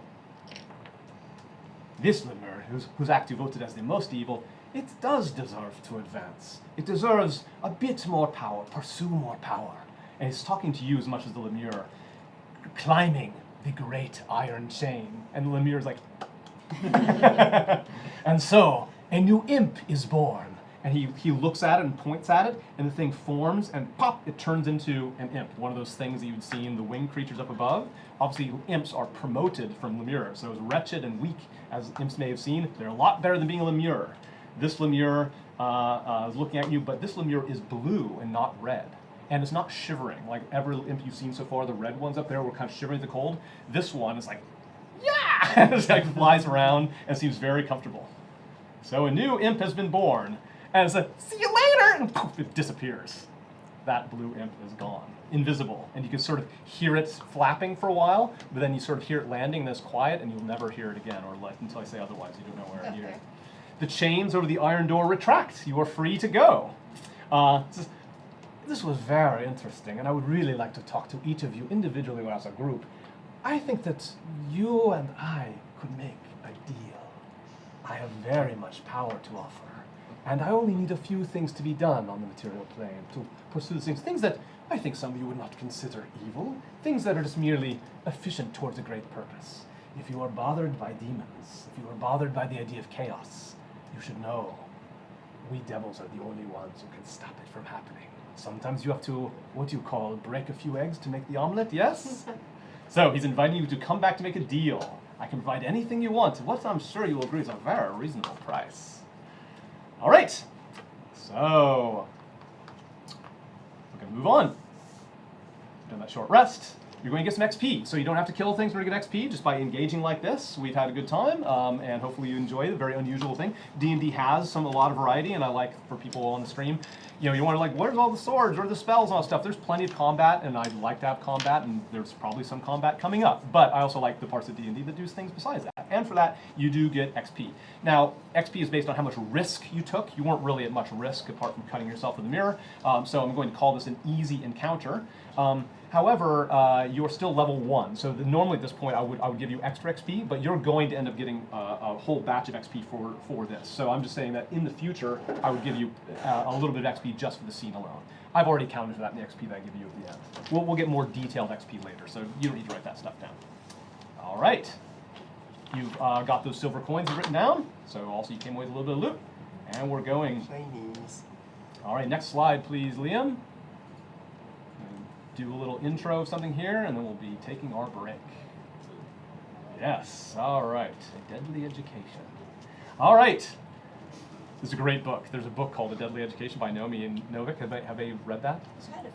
It's sort of like Harry Potter, but it's like a Harry Potter magic school. It's really dark and grim, and like the world's completely fucked. Like there's all these horrible magical monsters everywhere, and kids have magical power, but they're really yummy, so the monsters are trying to attack them. Kids get forcibly brought into the school, and they're forced to learn magic before they're graduated, which means they're sent out in the world where all the monsters are waiting for them. So they have to learn magic as quickly as possible, and there's all these moral decisions. It's got a great central character.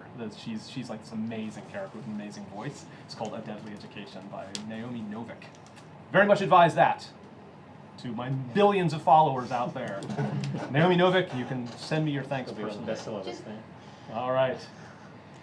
Through this door you go, and it goes down a corridor and some stairs and twists around and opens up into another brick room. So again, you're traveling very large distances. The rooms have gotten much bigger compared to the little ones that you started off in, but at least you're in solid brick anymore, but it's still really cold. This is a long room that runs kind of east-west. It's got a very tall ceiling. On the south wall, which will always be gesturing back behind me in sort of the holodeck here, on the south wall, you can imagine behind me, there are these really large mosaics, and they show two skeletal hands on either side of a gauntleted hand. And it looks something like this. So Liam, you can turn that on briefly. So this is on the wall behind me. Two skeletal hands and a gauntleted hand in the middle. The one in the middle says Abanfil. That's how you spell the words that I've been saying so far, Abanfil. And I can move this around, and so you can take a closer look if you move around. I'll keep it here for now. Under the other one, it says Nerath. Anybody recognize Nerath? Anybody heard that name before? Sounds familiar, yeah, it's mentioned before in the story, so some of you might have a recollection of Nerath being mentioned. The other one is Cavendor. Okay. So, I've got that, yep. On the opposite side of the mosaics, on the opposite wall, is a red mirror that has, now you know, it's got a great view of the entire room, view of the mosaics, or view of all of you standing there in front of these mosaics.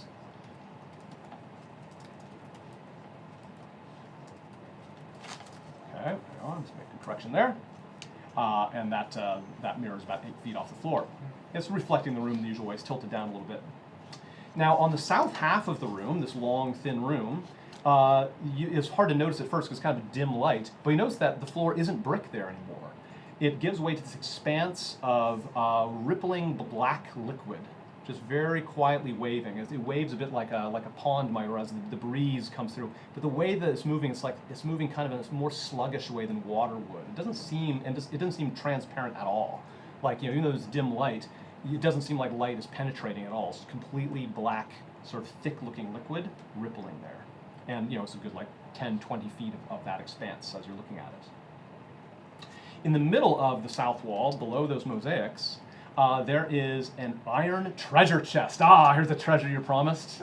It is bound with an iron chain, so it's keeping it on the platform and it's keeping its lid closed. And just at a glance, you think that it would be hard to open on its own. And of course, you've got these chains are hanging everywhere. And you might have some ideas like, those chains might not like it very much if we start breaking them. Last time you tried pulling on a chain or breaking a chain, it took revenge. So yes, it's an iron chest, but it's bound by these chains. And it is up above, it's got its lid closed, and it's up above that liquid. You can just see, just poking out, though, of the black liquid, just the top of another chest with iron chain over it. It's sort of submerged in that liquid. It's like, I wonder how I'd get that, and what if this liquid's dangerous. There's 2 treasure chests here. Treasure chest has wonderful stuff. Before the break, I'm going to clue you in on what the next section's about. This is going to have action and violence and some combat stuff, but it's also going to involve solving a puzzle. This thing here is a puzzle to solve. But this one, I'm going to ask for 3 people who are going to volunteer to be the puzzle solvers. No matter what kind of character you are, you can be a puzzle solver. Don't worry about your skills. It's more about you as a player. Do you like the idea of sort of solving a logic puzzle? So if you like it, then you might want to volunteer. The rest of you will defend the puzzle solvers from the attacks, taking damage in the course of it. So that may I want to be a puzzle solver because I don't want to take damage, but as a puzzler you might take damage as well. You won't be immune to damage. So you can debate amongst yourselves what you do. Again, you can be a good defender no matter what kind of character you are. So I want you to commit now so I can design it from here. Who's the first next puzzle solver? So talk amongst yourselves. Yeah, I'm smart. Yeah, debate with each other. If there's more than 3, argue with each other why one should go or the other. Del solved the puzzle before. I've got a shield, so I'll defend. Oh, happy to defend this time. I'll be puzzle this time. Puzzle me, please.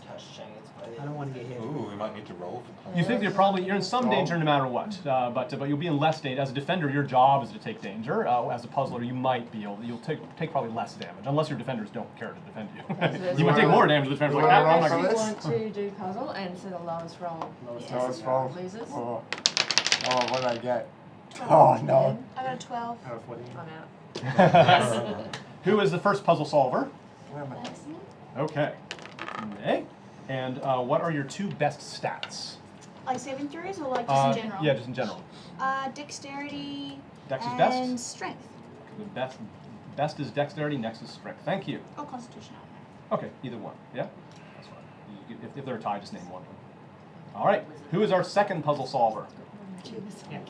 Yep. Yeah. I'm sorry. What's your character name again? Varys. Varys. Yes. Okay, Varys. And what is your best stat? Intelligence. Intelligence. Every And what's next? Dexterity. Dexterity. Okay. Okay. And I'll make a note that dexterity and con are tied there, just in case we have that. Okay, great. Who is the third puzzle solver? Me. Yes. Okay, great. What was your character name? Mur, I believe. Yep. Okay. And Mur, what is your best stat? They're both intelligence and dexterity. Okay. Okay. All right. That's enough for me to design the next part. We'll take a little bit of a break. It's a 5-minute break. Before we get started, so again, another reminder to you all here and all of you watching on Twitch is the Shoot for Initiative premiere that's coming up quite soon, 6 to 9 p.m. on Sunday. Shoot for Initiative is where you mix D&D with sort of quiz show type zaniness, and I can't wait to see it myself. I think it's a really brilliant idea. So full video production. Mine is very old school, very basic stuff. They're working much harder than me, and they've built a studio, and they've got a really great cast. It's a great world. Hero has got a really interesting world, so it's interesting D&D in its own right. It won't be too rough at the start. All right, that's okay. Be confident, Liam. It's going to be fine. Yeah, so that's coming up soon. So take a look at that on the Twitch stream. Twitch's got details. Okay, so here you are in this room. As was discussed during the break, a lot of consternation about what's really going on here. There are chains all over the place, so every part of this room is within reach of at least one of those chains. There's chains hanging down, in between the 2 mosaics as well. This room, you can see in the dim light, there's actually kind of like a bit of a high shelf up there. You don't think that's the exit from the room. Maybe it's a way out. I mean, you can't tell, but you're pretty sure you can see a back wall. You don't think there's an exit from this room besides the way you came in, but you see treasure chests here. So, you might be at the bottom of the dungeon, so it's time to really turn up the heroics and be ready to go for as much treasure as possible. You were warned by the devil that the Abanphils are here to test you. He sort of tested you first, he said. He tested your sort of moral judgment, and he found that very interesting. Now this is something that he hinted the Abanphils are here to test you. And even though in the metagame you've decided to be the various puzzlers, when you see the nature of the challenge, it means that you 3 each said, I'm the best one to do that particular challenge. So let's just sort of role play that you were the 3 that say, like, I can do that. You guys protect me. So the defenders will protect as we go. So this is a different, again, talking meta just from DM. Again, I really try to give you in these first several sessions very different kinds of experiences.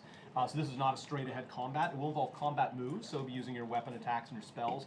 But it's what I call a quick combat format, where you'd be pretty creative. I mean, you can just basically say, look, I'm just going to hit it with my axe, right? I'm just going to hit it with my sword and just your d20 with that.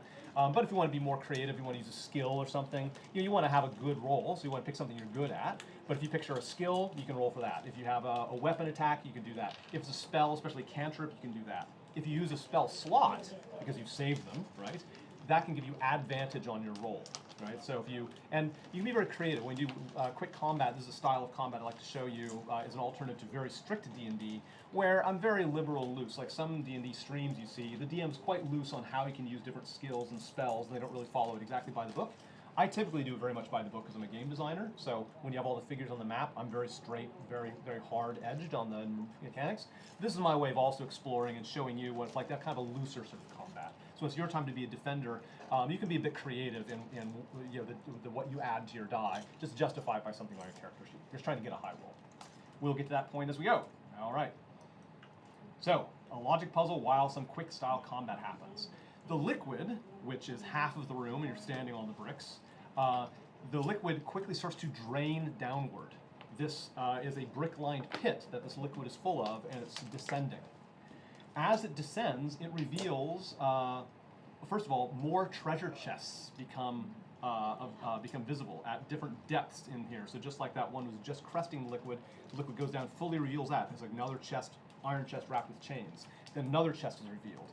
And The chests actually, they get sort of more grand looking the deeper down it gets. Like they start getting like sort of gold and bronze filigree, and they're sort of larger. And it seems like the nicer chests, assuming that the contents match the external, they seem to be grander chests as they go down. So that gets revealed. Also, as it goes down, what's revealed is platforms appear and again emerge, and the black liquid flows off the sides. And each of these platforms has some sort of mechanical structure or an illusory structure that I'll describe for each of you solving the puzzle that seems designed to test a particular skill or particular attribute. I'll describe those as they go, but for now just imagine these sort of flat, maybe 10-foot square platforms. Maybe they have a table, maybe they have a chair, and they have some sort of mechanism on them that as the black liquid flows becomes visible. And each platform is below one of these mosaics. So when you jump down, you're one of the puzzlers, yes? Yes. So when you jump down, you're closer to the cabin door platform. So that's the one that you'll be standing at. When you jump down, you'll be standing at the Abanfil platform in the middle. So your platform is below the Abanfil part here, and your platform is going to be below the Narath platform. So each one has a different mechanism. You all of you sense that you need to immediately hop down onto the platforms or maybe the liquid. During this break, let's say, some of you, being adventurers, you kind of poked like, what is this stuff? And you realize, like, whoever poked in their sword or whatever else, it's very, like, extremely heavy liquid. I don't know if you've ever seen like people standing on quicksilver. If you have like an entire pit full of quicksilver and mercury, you can actually stand on it. It just goes up to your ankles basically, or your mid shin, and you can sort of stand there. And you realize, while you're sort of debating on what this thing is, as you're exploring it, is one of you probably was brave enough to actually step on it. And you realize, like, hey, I can kind of step on this. It's almost like standing on a trampoline, but there's nothing to walk to. You can actually stand on this liquid. As this stuff descends, these platforms appear. You get this challenge, like, okay, well, these platforms are where the action's at, and want to get closer to the treasure chest back there. We should jump down onto it. Now, this is D&D. You have the choice, but if you don't jump down, you think you might get left out of the action. If you jump down onto the liquid and maybe onto the platform, if you land on the liquid, you'll be able to scurry to the platforms as they appear. You will probably be in the action. If you don't, you're out of the action, but maybe you want to be out of the action, but you might be able to contribute to the success here. Is there anybody here, as the liquid descends, the platforms appear, who decides not to jump down? Everybody's going to jump down? Okay. Down you go. Very good. Brave adventurers. Down you go. All right. As the liquid descends at some pace, the hooked chains hanging from either side, they start waving and thrashing back and forth across the mosaic itself. It's a mosaic. It's actually made of different colored tiles that make the pictures that you see here. And very rapidly, it seems like the links of the chain are picking up tiles in one place and moving the tile to another place. So as it goes back, it's like sort of scanning back and forth, creating, the picture actually changes shape and changes form as it does that.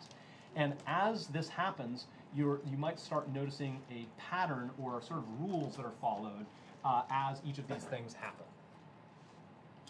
So each of these is a sequence. This disappears from here and appears here. This disappears from here and appears here. This disappears from here and appears here. This disappears from here and appears here. This disappears from here to there to here, there to here. And the moment that it looks like this with the gauntlet here and nothing but skeleton on the other thing, so you know that all these elements are all under each other, a number of the treasure chests, the chains loosen a bit. They loosen and the lids start to pop open, but as soon as it moves again, it clicks closed again. So there's something about this position that made the chest look like, if it only stayed that way, you could have gotten inside the chest, but it only lasts for a couple seconds. So it keeps moving around in this sort of way. So if you're starting to see a pattern, eventually you'll see things like, I don't know, this, I don't know. So as it moves around, each one of these things, the Cavendor one, the Abanfil one, the Narathian one, each in the different times has the full gauntlet following those rules, and each time the chests open. Those of you who got a high perception can't, so all of you got a high perception. Well, everybody who's trained in perception, if you've got a black dot next to perception, it means you're very observant about the world. Who's got a black dot on perception? A lot of you do. F. F, I'm not sure. Oh, it's like P? P, yeah. Yeah, proficiency, yeah. So it would have a P if you print it out, or a black dot, yeah? So roll perception. This is gonna be hard because there's something very subtle that happens, it's very quick, so I'm looking for like a 15. Ooh, my goodness! Yeah, D20. Oh, I thought you said you got a 20. Oh, 5. Natural 20 for the first roll of my new Hey, all right, fantastic, okay. So you notice, and those of you who are high, or you take the word for it, 25. yeah, so when the stack is on the Bantha one, it seems like all of the chests loosen up, whereas when the stack was over here or over here, only some of the chests loosened up. So like that.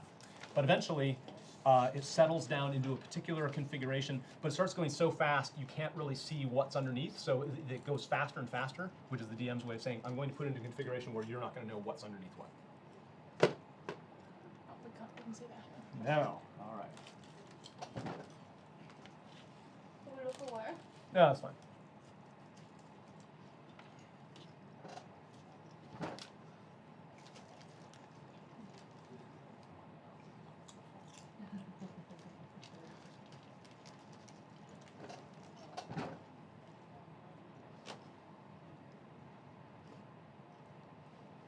Okay. So it's stop at this position? Yes, it stops in that position. As the liquid sinks to the bottom, it's settled into this position, and it seems like this puzzle is ready to solve. You've got the new treasure chests, and you're quite deep down. You have to sort of crane your neck to look up at these mosaics. Again, more chests have been revealed. The liquid stops descending, and you hear a voice from up above in this room, up high where you saw that sort of shelf of some sort. Someone in a red robe appears. He has got slicked back black hair. He's got a neat little beard, pale skin, sort of sneer on his face. You recognize him as the one that you saw in that red tower, that red crumbled down brick tower that you saw as you were being kidnapped. You were being judged by him, and he gave good berries out, or the kobolds gave good berries out at his behest. He was very curious about what each of you had done during battle. Maybe that starts to fit together something else. Like he asked the kobolds, what did each of them do during the fight? And he seemed very interested in that. And he asked the cleric in particular, who else was wearing red like me? He introduced himself as my name is Renish. Renish, R-H-E-N-I-S-H. And with a superior sneer, he's sort of bending over, looking at you, as the liquid is just hitting the bottom. He says, the Abanfil clan, what some of your lesser tribes naively call the Reds, is always seeking promising new members to join our order. But that chain devil was wrong, in my opinion, to let you in here. You dishonor this glorious room with your lowliness. You will die before you get our treasure. The liquid has stopped, and it starts to slowly rise, and it starts rising faster. In the next just several seconds while you get your bearings, one of the treasure chests is going to soon be covered up. As the liquid rises, more treasure chests get covered up, and you get the sense that not only should you solve this puzzle, but the faster you solve it, the more treasure all of you will share. So, to be very obvious, the puzzle problem that you're trying to solve is, you understand from Renish's situation, you need to operate each of these stations. Each of you 3 puzzlers are going to be operating your respective stations to figure out how to open the chest, how to get into a configuration that makes all the chests open. And you can talk amongst yourselves, but I'm done giving you all the different clues and hints you possibly can. Otherwise, you'll have to do it by experiment. There is time pressure, not just the rising liquid, but that black liquid, it swells up and forms these humanoid golem figures. Golems meaning like an animated creature made of material. They can be made of clay, stone, snow. These are this liquid, let's call it liquid iron. It's so heavy that it's as heavy and as thick and as dense as iron, and as dark like iron, but it's in a liquid form without being hot. So let's call it liquid iron golems that start forming around you, and they're oozing towards the platforms that these 3 are standing on. And you realize that these 3 have to concentrate on their mechanisms that they're operating, so you, as defenders, have to try to push these things back or attract them towards you and take a hit without taking damage, hopefully. So you're protecting them as the defenders. goal. Got that. I would normally roll initiative, but again, with this many, we'll just go clockwise around the table because initiative doesn't matter a great deal. So I'll go around, all the puzzlers will take their move in the clockwise order, and then all the defenders will take their move. And maybe I'll reverse it once in a while just for fun. I've already chosen who the defenders and the puzzlers are. Sometimes what this is called what I call the danger puzzle format. Sometimes you can change places, and it's okay. If one of you says, like, I'm done being a puzzler, or I'm done being a defender, let's swap places, do so. Just try to do it quickly, because this is all supposed to go at pace. So you can change your mind about whether you're a puzzler or a defender. There's always 3 puzzlers, 1 at each of these platforms. You'll see is important. Let's see, secret whammies I want to write down. No, I think it's all pretty obvious what those things are. All right, so round 1. The puzzlers normally would make their move, but this first round, it takes a while just for each of you to understand what the heck your individual station is. I'll describe what each of you see in front of you and how your skill might apply. May. Yes. You are, yeah, I'm a so Banfo. yes, you're on the Abanfo platform.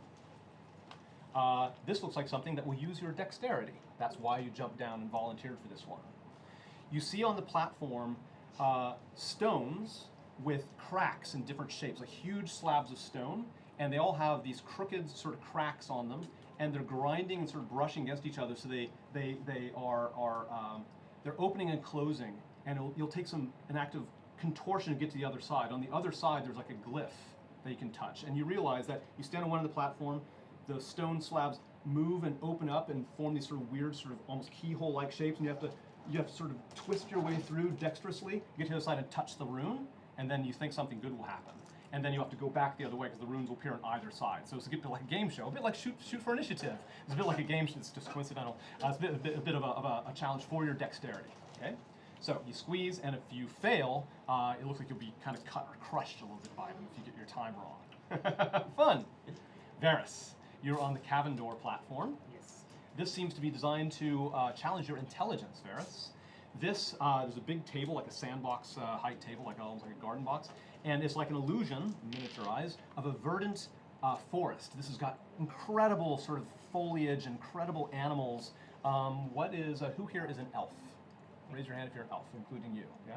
All right. So those of your elves are raised to know, especially, who here is especially a high elf, or a sun elf, we'll classify, yeah, okay. You recognize that this must be the Feywild. Oh, you've heard about the Feywild. The Feywild's where the elves came from. It's a beautiful place. It's where all elves really belong. You elves are stuck on this material plane, but someday you might want to return to the Feywild. Or maybe you might say like, I don't care about the Feywild stuff. That's what Grandma wants to do. In any case, you recognize it as a Fey forest. And just like any Fey forest, you've got creatures, and including angry dryads. These are beautiful, mostly naked people, and they've got bow and arrows, and they're whooping and running around the trees, very much nature children, but they're fiercely protecting their forest. You can tell through the illusion, or you're led to believe by the illusion, that one of these things, all these things are illusory, but somewhere in there is a real object. It's like there's a tree stump that's hidden here somewhere, but it's covered up by illusory trees. Which of these is an illusion and which of these is real? You touch the actual tree stump in there. And as you sort of go forward, the little dryads shoot little arrows at you every time you sort of reach towards something. So every time you make a guess at it, if you guess wrong, they'll get angry and they'll shoot at you. So you might take damage from the dryads. That's your intelligence test.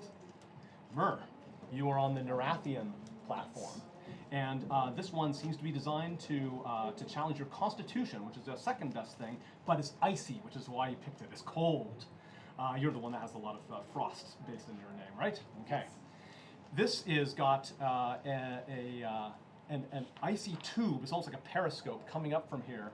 It's a tube that seems to be made out of ice, and all this freezing air is blowing out of it. When you were crossing that walkway as you came here, it looks a lot like that kind of tube. The wind that was blowing at you, at some point you saw in the distance an icy tube like this coming up out of the ground and blowing cold air at you. I didn't describe it too much then because you're all in a hurry, but it looks like a lot like that particular tube, but a miniaturized version. But you realize that there's something inside it.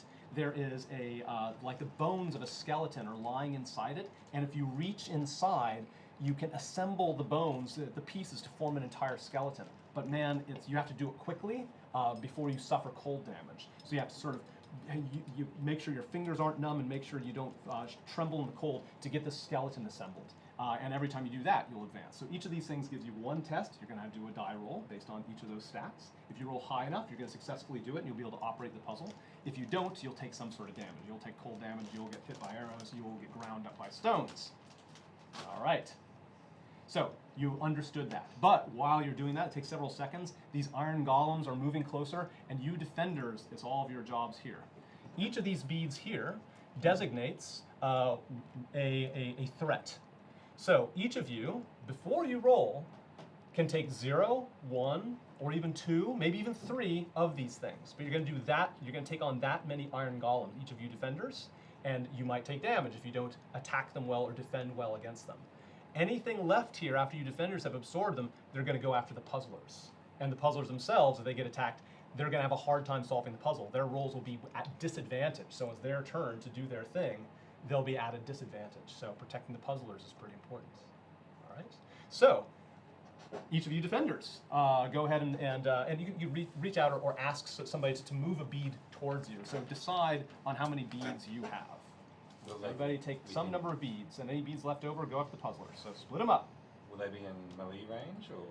Yes, this is in quick combat. We don't worry too much about exact position. Assume that you can attack them from range or melee, whatever's best. So in quick combat, you're just taking what you're good at. 9 left range. I reckon the three of us, 2 fighters and the dwarf, take 2 each. Yeah, I'm happy to take 2. And then the rest of you guys just take 1. So, okay, start pulling them towards you, or just pull them towards your edge there. Just remember which spot on the board represents you. And Liam, don't worry too much about showing where the beads are. You can just focus on, and I suggest that we're mostly focused on us. So Liam, I wouldn't show the stacks too often. Mostly just show us, right? So don't worry about the beads. Okay, so you've decided to do some splits. Okay, great. So you defenders, I'm just going to go around again in initiative order, and you're going to decide. It's a pretty simple choice. Either you're going to try to attack it, which means you use like a weapon attack or a spell attack, and you're just going to try to get as high as possible, or you're going to defend, in which case it'll be a saving throw. You think the saving throw you would make as you tussle with them is probably a strength saving throw. If you decide to defend yourself, it's strength. It might be a little bit easier to defend yourself because your saving throw might be really strong, but if you're not very good at strength, you might decide to attack instead. Let's go around clockwise. So what do you do to the iron golem, the liquid iron golem that's threatening one of the puzzlers? Okay, so they're made of iron, so I'm wondering whether if I was to cast Shocking Grasp on them. Sure. Yep. Yeah, great. Cantrip. Okay. Now, normally Shocking Grasp is a saving throw on their part, but I'm going to turn everything into a D20 roll at something you're good at. I assume that you're good at religion? Yes. Okay. So make a religion check. So you're trying to channel the power of your god into the Shocking Grasp. This is just the way we do quick combat. So roll a D20, add your religion, tell me what the result is. Natural 1. Oh, the natural 1. You try to shock it. You can keep trying this, but in this case, you shock yourself. You're not sure it means that's the wrong thing to do. But in this case, you're standing on the iron, kind of conducts back into you. All right. You take 3 points of damage. Rip. All right, next. Okay, I'm going to bonus action cast Shillelagh. Shillelagh, yeah. Shillelagh, there you go, on my quarterstaff. Sure. So that I can make an attack roll. Okay. +5. All right, go for it.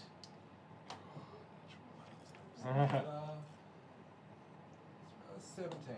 17, yes. Bam! You hit it with the shillelagh, and splatters of iron globs fly everywhere. They almost feel like bullets. They might bounce off a couple. It's like, ow! You know, these things, it really is iron. Splooshes down and goes away. So that's another danger taken care of. You've taken on 1. If you have 2 beads, you'll do this twice. Good. You don't have to move it. With my quarterstaff. All right. Okay. What are you doing next? rogue. I guess I'm gonna try and it's metal, so I've just got metal against metal. Sure. Yeah, this is where in this case the DM is very liberal, so we're playing very loose. Like, I'll probably say yes to just about anything. Okay, cool. I'll try and get it in the head with my crossbow. Okay, right. So you fire with the crossbow. Go ahead and roll just like your regular crossbow attack. So that's an 8. What do I add on to it? My dexterity. Yep. Yeah, your attack bonus is in the middle there. What is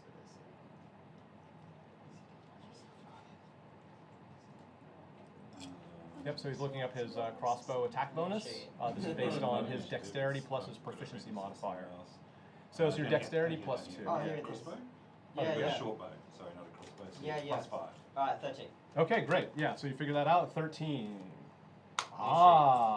Okay, not quite enough. Oh yes, no, 13 is just barely enough. Whew. All right.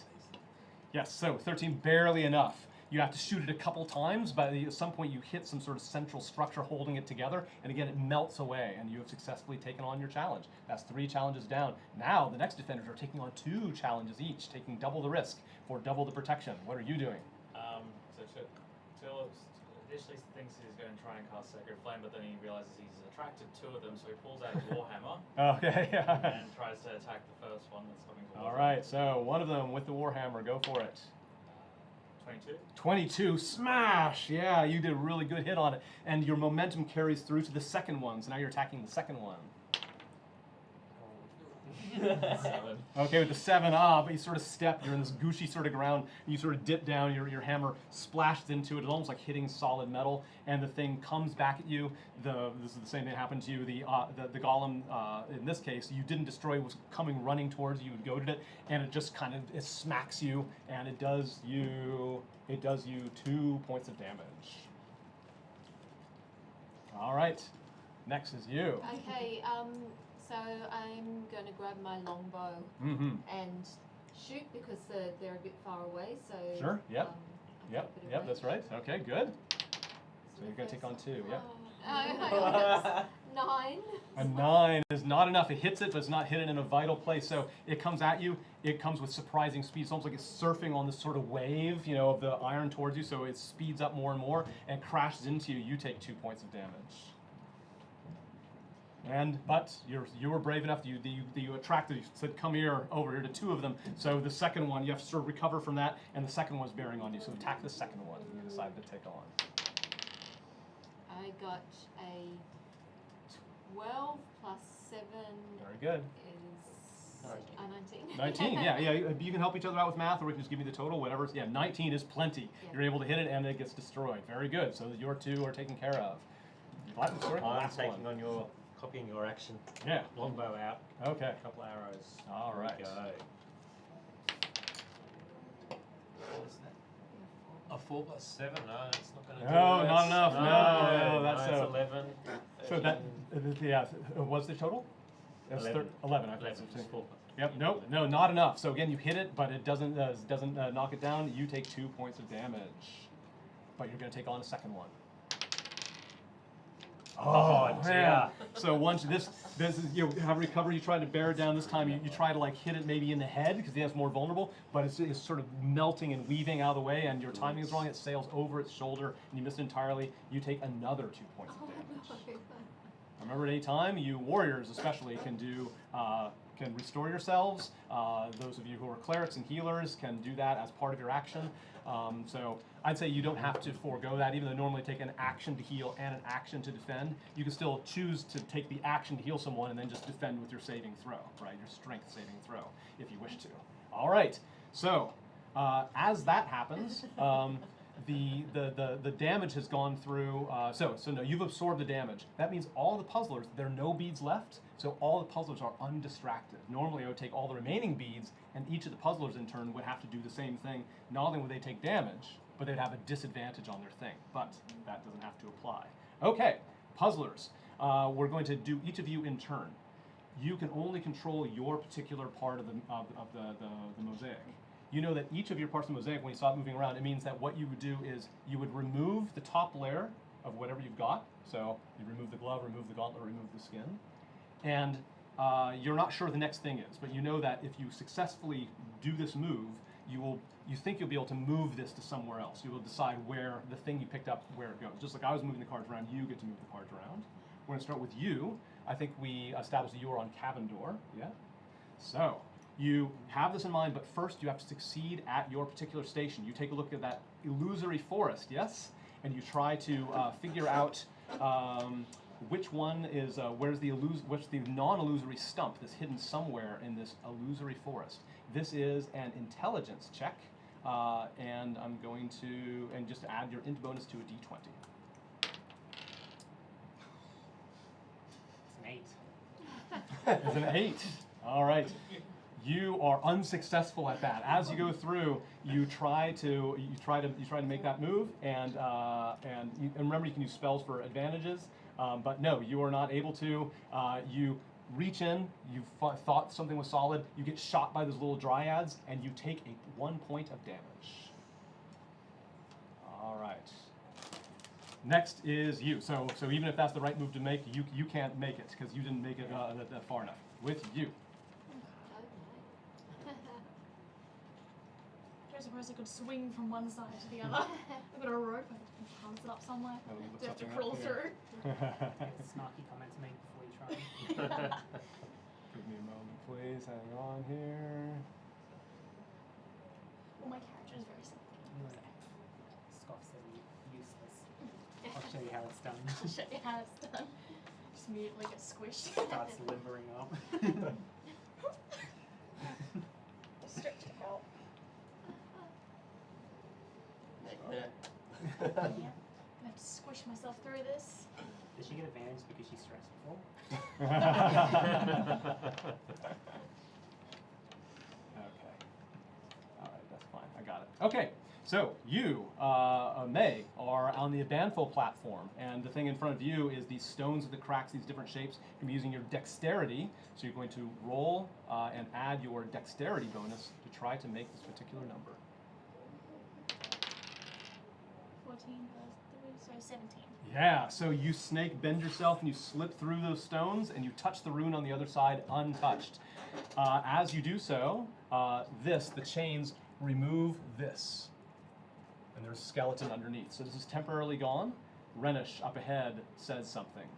He says, yes, the Abanfil clan lost its health due to an act of great dexterity.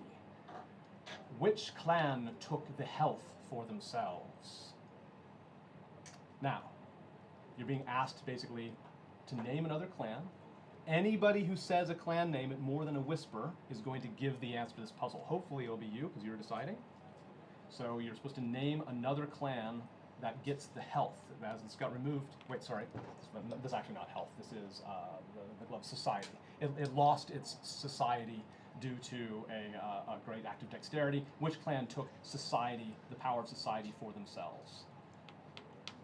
Am I allowed to discuss with my fellow puzzlers? No, I don't. Well, yeah. You just as long as you don't name a clan. As soon as I hear the name of a clan over a whisper. NCNA, we'll call them. Doesn't really matter at this point. Yeah, because we need to get the gauntlet one on top, I believe. So Yeah, we need to can't move the gauntlet first. So, yeah. Yeah, you can put it right back where it was. That's fine. Yeah. So I can put it back where it was? but yeah, basically you can choose a bandful got it back. We need to move the gauntlet first, then the glove, Or then do the you- hand, maybe do you- then the gauntlet, then the hand. Isn't it hand first, then glove, then gauntlet? Yes. Okay, so But the way we actually moved it as we go that's right. will Yeah. be the So we'll gauntlet need to put first. the hand back onto the skeleton first. So I shouldn't put it back on the ceiling. I should put it on N one. No, you can't put it on end. Usually. You're not sure. I'm not going to tell you the rules from here. You can give it a go. I'm and see what assuming works. you can't put the glove on the gauntlet. You have to put the Yeah, I head on think. top of that. See, then I It guess. would then probably we be can- best to leave it where it is because we need to move the gauntlet first, which could only go onto the hand. Are we trying to get them to stack up in even ways on the A1 or on the Yes. end? I thought it was A, yeah. Yeah. So we want to get hands so we I can't. assume we've been moving the gauntlet last Yeah. one. So we need to move yours first. No, because we can't move the On top of- hand on top of the glove. The hand's got to be on the bottom. Oh, that's So true. if you put the glove back. So you've got to put the glove. You've got to keep the glove where it is. So Yeah. I can move the gauntlet to move the hand. Yeah, a Banfield then. Okay, so yeah, and after a little bit of discussion, we'll tighten up the discussion, but it's great to have a long discussion at first. Yeah, you say a Banfill, and Renish says, so it came to pass, and it reassembles onto there successfully. So at least, even though you did your success, so you can choose once your turn. It's like, oh look, I don't want to move mine, so I as the puzzler, I'm going to choose to do nothing. I'm going to choose not to, do my move. Now that you know that you have the option, if you strategize, I'm not going to bother moving, just say, no, pass on that one, okay? So it comes to you. Do you want to, now you're figuring out, move the gauntlet? You want to do your act of You do? Okay, you're going to try to move the gauntlet. Nope, that's Ah, not good. all right. So you try to reach in. You're trying to use your constitution to pass. But yes, if you think that you're good at frost, you've never felt cold like this kind of cold. So you're reaching in there. It's just your hands are shaking. You try to assemble the skeleton, but you just get blown back. You can't tolerate the cold. Your constitution is high enough, and you sort of sink away. Exhausted. So even though you want to move the gauntlet, you are not able to, and you take a point of damage. You take a point of damage for failing. Rough. All right. Each of the puzzlers that have gone. Now we're going to do defenders again. Move all the beads in the middle. So everybody just push the beads in the middle. Right. The monsters. Yep. So the monsters are reforming. So we're going to do the same thing again, right? So this is why you want to be as efficient as possible. And while you're doing this, yeah, you're the water is rising. Defenders, pick how many you're going to do. We should pick who's healthiest because we're going to take damage if we lose. So I've got 4 hit points, I'll take 2. I've got 8. I'm alright. So we'll still take 2 again. I'll go 2. Has anyone got less than 9? I've got 3. I have 8. I'll make Rough. we can do That is short. rough. You got We Remember can- remember the second win. So We can get second win. So We warriors can get a also second win. can do a second win to get I themselves. can't. I've already taken my second one. No, no. You did the equivalent. I just say you do the trick, so you do have your second win back. Okay. Yeah, And next you turn, did that trick. I'll take 0 because I've got a trick up my sleeve to heal. Oh, all right. Yeah, remember you can mix healing with tanking as well, so you don't have to forego being attacked because you can use your saving throw. You can attract one of the things towards you and still use your action to heal. It's a strength saving throw, isn't it?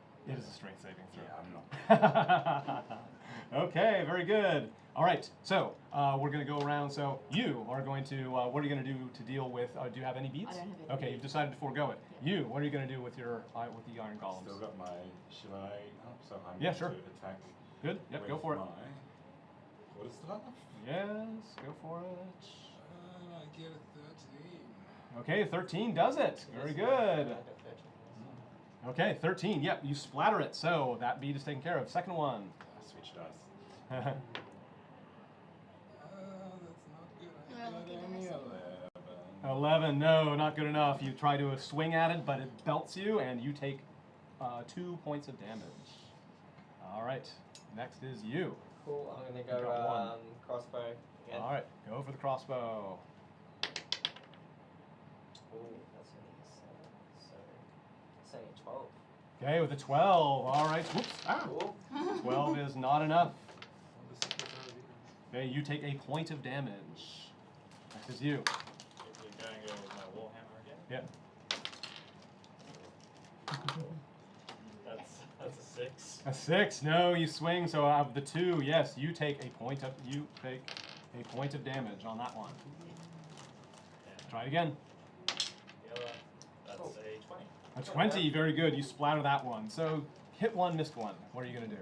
Okay, I still have my bow up, so All right. I'll Yep. go with my bow. And that is 6 and 7, 13. Okay, 13. Yes, that's enough. You splatter one of the golems with your bow. You are taking on a second one now. Oh, there we go. Yeah, 23. Very good. No damage and both taken care of. Next with you. Now warm those dice up. Oh, 1! Ah. really well tonight. All right, you take 2 points of damage. Yeah, alright, I'm going to do the second one. Yep. 5. So that's not going to be enough either. That's only 12. Only a 12, barely, yeah. You scratch it, but do not quite get it to dissipate before it slams into you for another point of damage. Jesus, you're good. What are you on now? 5. All right, back to the puzzler's turn, right? So again, each of the 3 of you are going to decide now. You can say pass. So remember, for you with Cavendor, if you're going to try to move the skin, is that what you want to do? Yeah. Okay. All right. So go ahead and roll. This is your intelligence. 16. Yes, with 16. Now you figure it out. You see through the illusion. You touch the stump, which has a rune on it, which seems to activate it. The illusion will rebuild itself, and the stump apparently moves. So each time you do it, you have to figure out where it is. Right. Renish does say, yes, at one point, Cavendor lost its health due to a great act of intelligence. Which clan took the health for itself? I'm going to see what happens if Narath. Okay, say Narath. A clan missing its health cannot gain it while it has force, referring to Gauntlet's force. Clan missing its health cannot gain it back while it is distracted by its forces. Sometimes a clan must strip something away to be ready to gain something even more fundamental. Nothing happens. You fail to understand one of the rules of this puzzle. All right, but it's worth a go. At least you didn't take. It was a test, exactly. Experiment Wait, right, we want Better than to passing. on the Banfill. So Okay, 16. 16. Yes, you snake yourself through the stones in a different shape. You managed to get that successfully. All right, and you then can choose.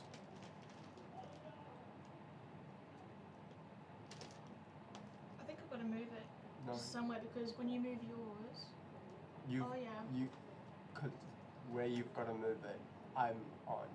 that's true. Are we all aiming for everything to be in the middle? To get Yes. the Yeah. most? Yes. Hmm. So the gauntlet has As to you can move see, yeah. first, Okay, yeah. So And you've seen then the it's the choice here. glove. Like, yeah, it might be harder it's to the do, gauntlet but you onto might the get more glove. reward. and then the hand onto the skeleton, and then glove, Yeah, gauntlet. Because Yeah. if we put, The glove will have to go on the hand first. Yeah. yeah, I was just thinking if we put, because we put the glove on C, and then you get yours off and you put the gauntlet on C, onto the glove No, no, because you've got to Oh, yeah. put the hand You might be dead by first. On So hand. it'll be at the bottom, so neither get Yeah. on first. So we've got to move. Okay, a baneful then. Okay, so you're But couldn't you put you could put that on top of the, and then just move it on top of. you are the this, Banfill, right? Yeah. So you successfully have done your thing. Yeah, and Renish says again, yes, at one point the Banfill clan lost its society. Which clan took the society for itself? Baneful. So you're just gonna you're Yeah. basically make no move. Yeah, no, no. Okay, so donkey move. All right, and But you so it came to pass that the Banfill came back. Well, that's a Banfill was said.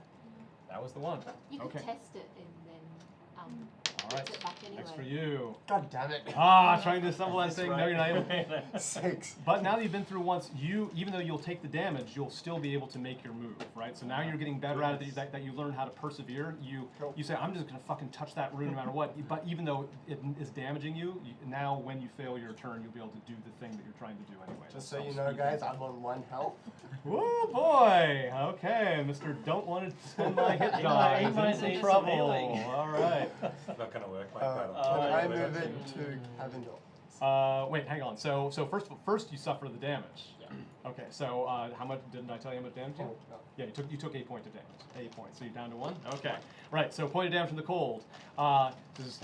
Yes, at one point Narath lost its force due to an act of its constitution. Which clan took the force for itself? Cavendor. So it came to pass. All right. Defender time. Push all those beads in the middle. Why do you move it 8? I thought they had to go on top of each other in Eight order, and but then let go. Also, going you're in now onto learning to hand, time things And differently. then the hand onto. So as you are Let me puzzlers, do it. Let me next time as puzzlers, you can actually now go in any order as puzzlers, right? So you can move you can move in an arbitrary order because now you've gotten the hang of Awesome. things. Yeah. So that should hopefully speed things up as well. The defenders, however, need to keep the puzzlers off. Remember, by not taking a bead, you can decide not to take the beads because it just means the puzzles will take a little bit of extra damage, and it might be random which one takes it. if we don't take a bead, can we still attack? No, it means that So you always have to risk. Yeah, this is again Okay. simplified combat. Either you're engaging or not. And No, by I don't know, engaging, but if you guys can, I've got a fair bit of health left, so I'll take it. We'll delay the healing thing. I It's think not going to work. you might have to heal over there. yeah, you can cast heal on each other as I am well. on 1 health. It'll mean that you don't get an action. I'm not sure how it'll work. Will No, we that's be able fine. to hear Just, fairies? again, keeping it loose. Yeah, so we're keeping it sort of cinematic and loose. So go ahead. You can go in and take give Can him I that heal. attack and You can cast absorb, good right? So you can let it hit you. You'll have to do your saving throw, but might be the right thing to do. So if you take the action to heal him, you have to use your saving throw to just block it with your body. From what I'm Is there- seeing, there is 2 more 4 not being. Not quite yet. Not right. So So is there any kind of like, if it's failed last time, I'm gonna have one of these. I'm afraid that was something that happened last time, but your challenge is more complicated. So unfortunately, you don't get Do any. you want me to show you how it goes?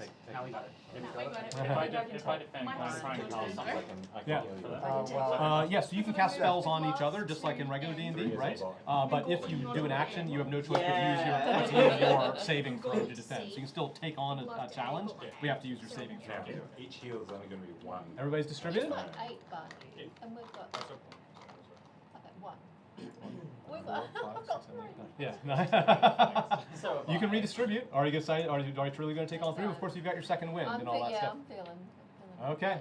Even though I just cornered it, everyone's just like, yeah, just leave it. All right. So who's the first defender? All right. So are you going to attack or do a saving throw? It's I'm up to gonna you. have Or another take go other action. at shocking grasp. Okay. All right. Try shocking grasp this time. Stepping back into the fight.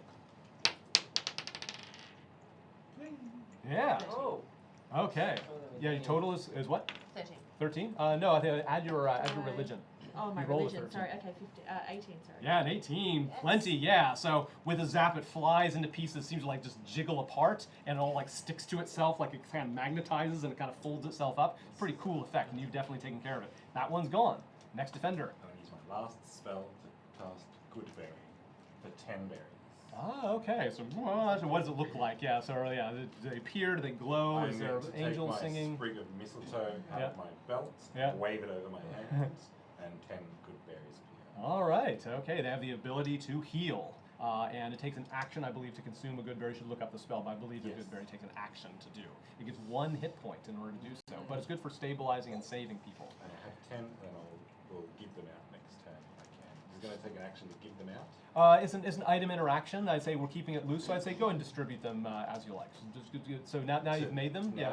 You normally could for free give 1 item to one person. I'd say in this sort of high action, I'd say that you kind of toss them, and then you on your action can just pick it up off the iron. So you get it to them somehow. But it's like, here, take them, and then as they roll around, each of you can pick up any one of them and eat them. You can even sort of have them sort of rolling around on the iron, and anybody here can take one as a good berry. But it takes an action to consume a good berry, right?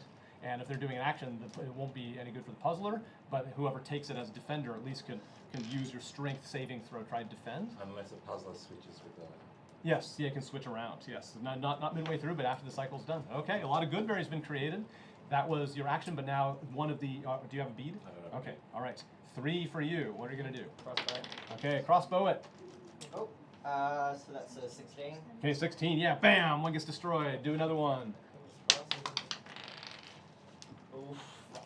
That's enough. Okay, 8. nope, an 8. You take a point of damage as it slams into you. Last one. Oh. 20. 20, not a problem. Okay, good job. You do that, and you manage to do a good job with it. You have taken on 3 successfully. Are you the next one? You've got 1 bead?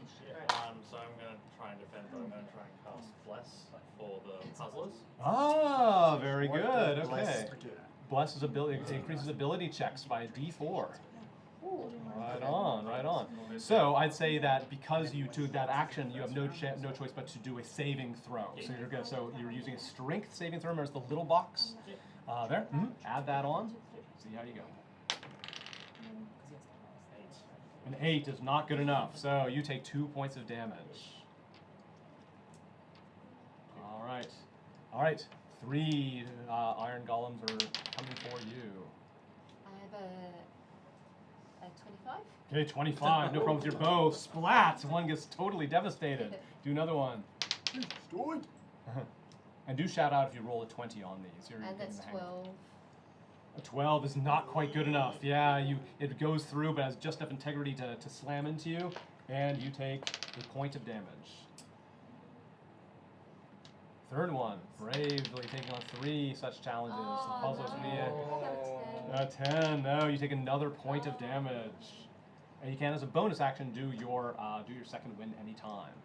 Last defender here, I think. 13 plus 7, that's 20. Okay, 20. All right, very And good. I'll do my second wind. Yeah, you do second wind, you roll out a d10, you're adding 1 because you're fighter level That's 1. 5 That's plus 1 hit is points you get 6. back. You can give yourself hit points as a fighter, which is something called second wind. Very good, you've recharged yourself. All right, puzzlers, now you can go in any order. Who wants to go first? All right. May steps up to the grinding stones, and you try to slip yourself through with a dexterity check. Let's not get squished. Don't get squished. And you're blessed? And you're blessed. And roll, we're blessed. And roll a d4 because the I blessings. don't even need it. Oh, well, so I got a roll, 16. okay, it's fine. Yeah, okay, great. But it can make a big difference in the end. All right, fine. That's good. So yes, with 16, you succeed at that. I'll give you a d4 if anybody missing a d4. Give you d4s. So that means rocked out when you have the blessed. Maybe you two can share that for your blessed. Do you have a d4 with you? No problem. It's a little weird pyramid. No, the blister cost apparently. I think every single game I do this, where I'm trying to find a good Whispering Mr. d4. Kevin. This one, whichever number's on the bottom, is the number But that you you can roll. understand except no. Okay. It took a bit. Yeah. All right. Where are we at? What was I about to do? We were about to do puzzlers, and you were about to go, and you did a great act of I got to move back. great dexterity. As this, yes, the Banfill lost their society due to another clan's act, a great act of dexterity. Which clan took society for themselves? Should be N. Narath. So it came to pass. All right, who's next of the? I'm next. Okay. I got this one. All right.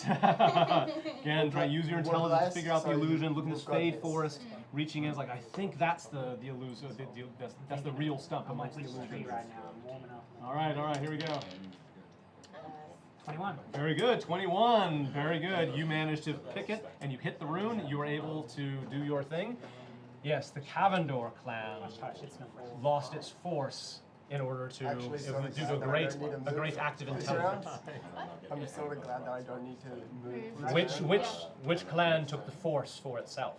The The Wrath, and so it came to pass. Yeah, we're going to you can swap because she's got a 2 constitution. And that way, you can swap because platform. Yeah, as an action, you can need to go. we'll have to move on your platform twice. She doesn't, her platforms need to be And touched if you miss again. once, you die. Yeah, but I was just gonna eat a good berry. Oh, you do good berries? Yeah. Okay, Then yeah, I, then. Yep. I'm right to just grab one and eat Yeah, I one? can pick up a good berry. Yeah. Awesome, grab that. Pick up a good berry. Okay, good. Need to make it. Well, you keep track of the good berries rolling around on the floor, So so you they're take technically one? yours. I Yeah. had one. But how healthy does that make you? Because you need the Two. win 2 I'm on rolls. 2. Okay. You need to eat Now I 2 see. more. Now I see the cleverness here. Well, Yeah, because sometimes they if don't I have to lose move. That's the great. next It's the one- move. Okay, very good. I will swap. Because All 3 puzzlers have gone. Could it Split up the kill beads those again. berries? If we were to swap platforms, would it take an action? No, you can just do it. You It's could- swapped. Just jump across. Yeah. Before the time. But you have no choice. I mean, so you'll be doing that. You'll do a different skill than what you might be optimal for. Yep. So yeah, you're figuring it out. You're able to take on a My different station if you like. constitution's I'll take Yeah, we 2. don't need Who's to on have low? platform anymore. Who's I'm low? on I'm 6. 7. I'm on 6. You gonna take any? I'm not I'm taking 7. it, I'm just gonna grab you another one. I can take another one from the over 3. You've I've got 11. files? I've got 11. Oh, Yeah, okay, She's- cool. Yeah. well, you usually got 6 numbers. I've got 6. I got Q if I really. Oh, do I have have to? Oh, no, How I'll much take 2. have If you you're going got? to take 3, I'll take 2. Okay. Because How many you got? the same I as still you have one want, you spell know. slot. I got 7. And I've got a higher Do I have to be Oh, you do? facing Oh, an okay. eagle if I'm going to eat a berry? Sorry. Which one is it? So your attack roll roll matters most. d20 and add Did you say the swore? force Did you have a higher attack roll? A D20. Did you have a higher For chance? my sake. Yes, and I'm add making sure to get my More skin than sign. 2 This is is- great. Yeah, what's your attack roll? I think it's about Plus Yeah. 5. I'm still wearing my So we've got 3 Yeah, turns so to it's do fine. this. Okay. like half That's carrot right. off my head. Are we all ready as I'll put in the defenders? switch. Okay, so once again, the puzzlers won't be attacked at all. So you defenders are really doing a great job. But remember, you always have the option if you're feeling like, okay, I'd rather the puzzlers take this, but remember they'll disadvantage if they take damage. So and if there's a trade-off. So you see, this is the puzzle on a few different. You're playing through a couple different puzzles at once. You're doing very well with it. Okay, defenders. Who's these 2 beads? Are they yours? Can I use my turn to eat a berry? Yes, you can. Yes, sure. You eat a good berry. 8 berries left. And I am going to, so I've still got my, should I score staff? I'm Yeah. going to attack one of these. Hello. And I get 13. 13, that's just enough, yeah. You have to hack at it a couple times, but eventually, at the last sort of hit, you get those defenses and it melts away. Good job, one of them's gone. Awesome. And 23. Woo, smash! Confident now, you backhand the other one with much more confidence, it splatters quickly. Next is you. 18 Okay, bam! Another one gets destroyed by your crossbow, I believe you're firing, yes? and 16. Pachoo, pachoo! All right, you're on a roll. 2 of them destroyed. Next defender. That's 18. 18, no problem. What a great run. Sorry, what is the attack that you're doing? I forget what you're doing. Warhammer. Yeah, with that Warhammer, pang! Actually makes like a metallic clang and a very sort of satisfying sort of shudder as it melts away. That one's taken care of. You. That is 16. Okay, 16. Very nice. Perfect run so far. That's with your bow, I believe. Yeah, so your Yes. bow plugs one in a weak spot. It falls away. You taking on 3 of them, having just done your 8 second plus win. 7, that's 15. Yeah. What is the kind of attack you're doing? Oh, a longbow. Yeah, it's your Yeah, longbow. yeah. And of course, as you're doing, you All feel right. free to have fun with this. You can change your weapon or That's change right. whatever you're doing. You know, you can be more colorful to get more loose. It's all the same die roll. This is what quick combat is like. It's a bit more cinematic. So yeah, you're spinning around with your bow. Hit that. Go ahead. That's 1 burn. 8, that's 15 again. Exactly Woo! the same Pew, shot, repeated pew! twice. Exactly. That's Perfect. right. Yeah. And the Perfect. third one's coming at you from the other Going side. Legless style. Twisting Oh, around. no. This time. Okay, yeah, you This time, drop the You arrow. lured as I one was over. It's like, loading oh, it. that's 2. Oh, wait, I attracted 3. And just you turn around, so he's like towering over you and sort of falls on top of like a crashing ocean wave, but much heavier. And you take 2. Wait. You take 2 points of damage. How much you got left now? 9. All You right. used my That's why you shield took too. on so Yeah. many. I used my Yeah. shot. Very good. It is the puzzler's turn now. Again, in any order. Now, yeah, the most dangerous time to say the name of a clan is after they've already activated. So Before we start, we want to switch. Is that Yep. what we want to do? Sure. It's up to you. Yeah. Okay, Yeah, great. I So feel yeah, like that so might be smart. so you are doing a Banfill, and Yeah. you are doing Narath. Yeah. Okay. Could win this, guys. 3 more moves, I think. Okay. So yeah. We need a whole nother round if we win everything. Okay. Yeah, failed the first like And we- 2 rolls. That's a 10. Okay, with the 10. No, so Bless, you bless, are still bless, trying to do. bless. Bless. Yeah, roll that. Oh, Yeah, it could be enough. Could be enough. Just don't get a 1. 4. Yes. All right. See, I tell you, blessing makes a big difference. So. Who blessed me? Yeah, who's the bless? Yeah, and Yeah, but- and your Pour god out- is like pour out flowers our and feet things. tonight. Yeah, yeah. We're Yeah, so drinking it- together tonight. yeah, it's a fey forest as well. It's like also like all the flowers in the forest kind of glow, and it kind of like tells you a bit of a clue about where the stump is. You know, it's like, oh, flower power. Yeah, I know which one it There's is. like a little sign saying freebie here. That's right. Yeah, okay, great. So, yes, so you're asked for Cavendor, which one are you going to move it to? So yes, Cavendor lost its health due to an act of intelligence. A Banfill. Which took for itself a Banfill, yes. You've done a Banfill, good job. Who is the next puzzler? That'd be me. And now you're doing Narath, yes? Yes. Which I believe is the Constitution one. Yep, my constitution's still not bad. Okay, It's great. not So bad. you now reach into the icy tube to try to assemble the skeleton and hit the rune. Joy. Or assemble skeleton is like hitting the rune. I got 21. Not Yes, good, okay. So you managed to do that. You now can do that. You take no damage because the cold does not affect you. As yes, Narath lost its force to another clan. Which clan took the force for itself? Cavendor. All right, and so it came to pass. All right, last puzzler. I'll skip. Yep, you skip. There's no need to do that. All right. Are you going to have Do you want to have another berry? No, it's all right. You got 3. You got 3. He likes living by the Wait, sea. wait, He likes, yeah. Are You you- got a They're death not wish. my What do you good want berries. your- They're not my good Yeah, berries. it's great. 8 berries left. They are the Oh, eggs left. if you're, See if the you're, berry. I'll have it. I insist, Because they've sir. forced me to have one, I will Hold have you it. down, showing you Wow, down. all right. Damn berry. Like, chew it. Make your jaws chew it. Okay. All right. Yeah, I think you think there's one more round of this. So you defenders, time to go for broke. Push all the beads in the middle and re-split them up. If we win our rolls, Split we're them good. up. Take 2 this I'll time. take Suck. I've still got plenty of health. That red bead is kind of uncommitted. I There we can go. take. One more. The You blue don't need 3.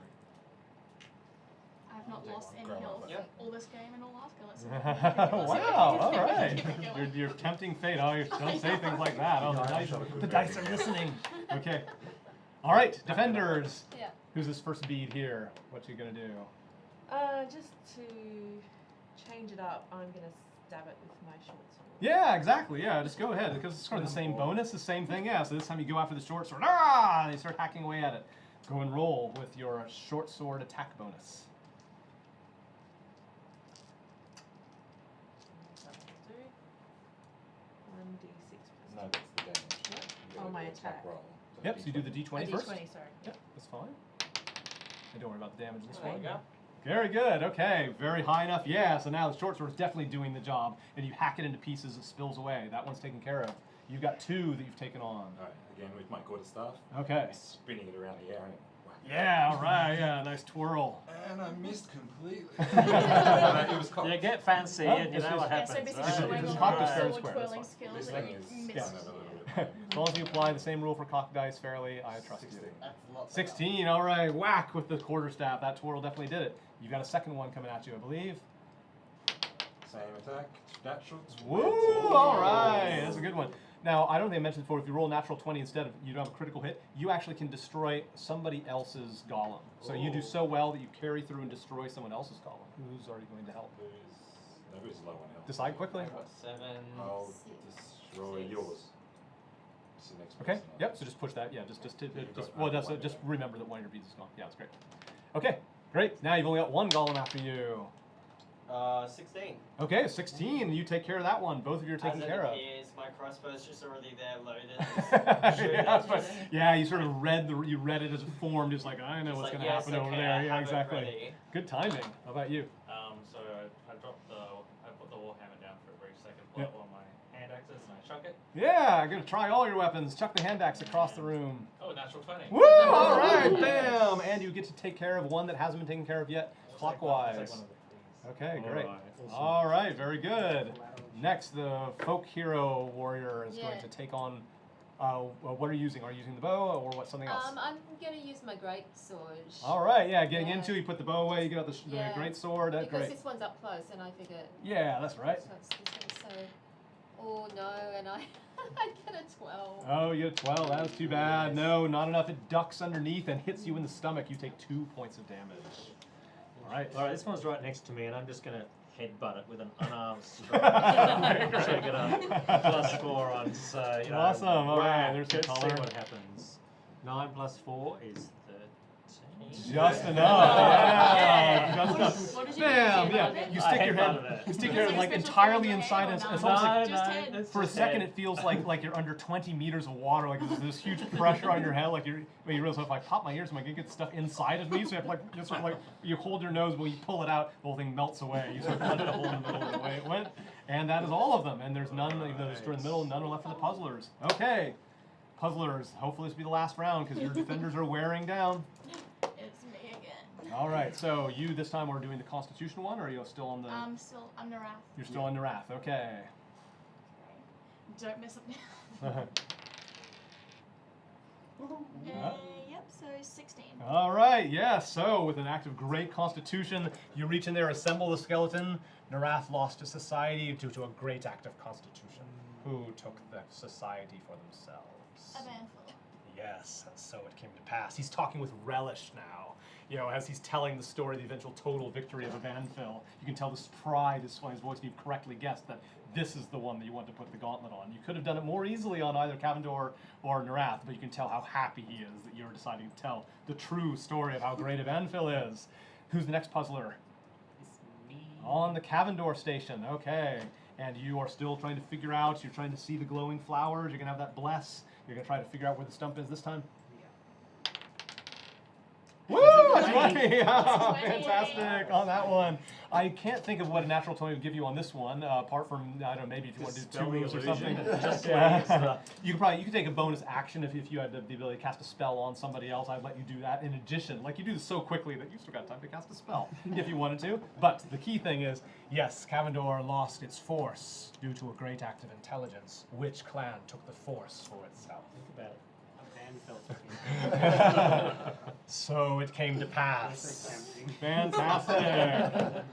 The chests, the remaining chests that haven't sunken beneath the liquid, they all, the chains loosen and they all pop open, and you know that you can get at them. The number of chests, all of the chests loosen, so you know you've guessed right there.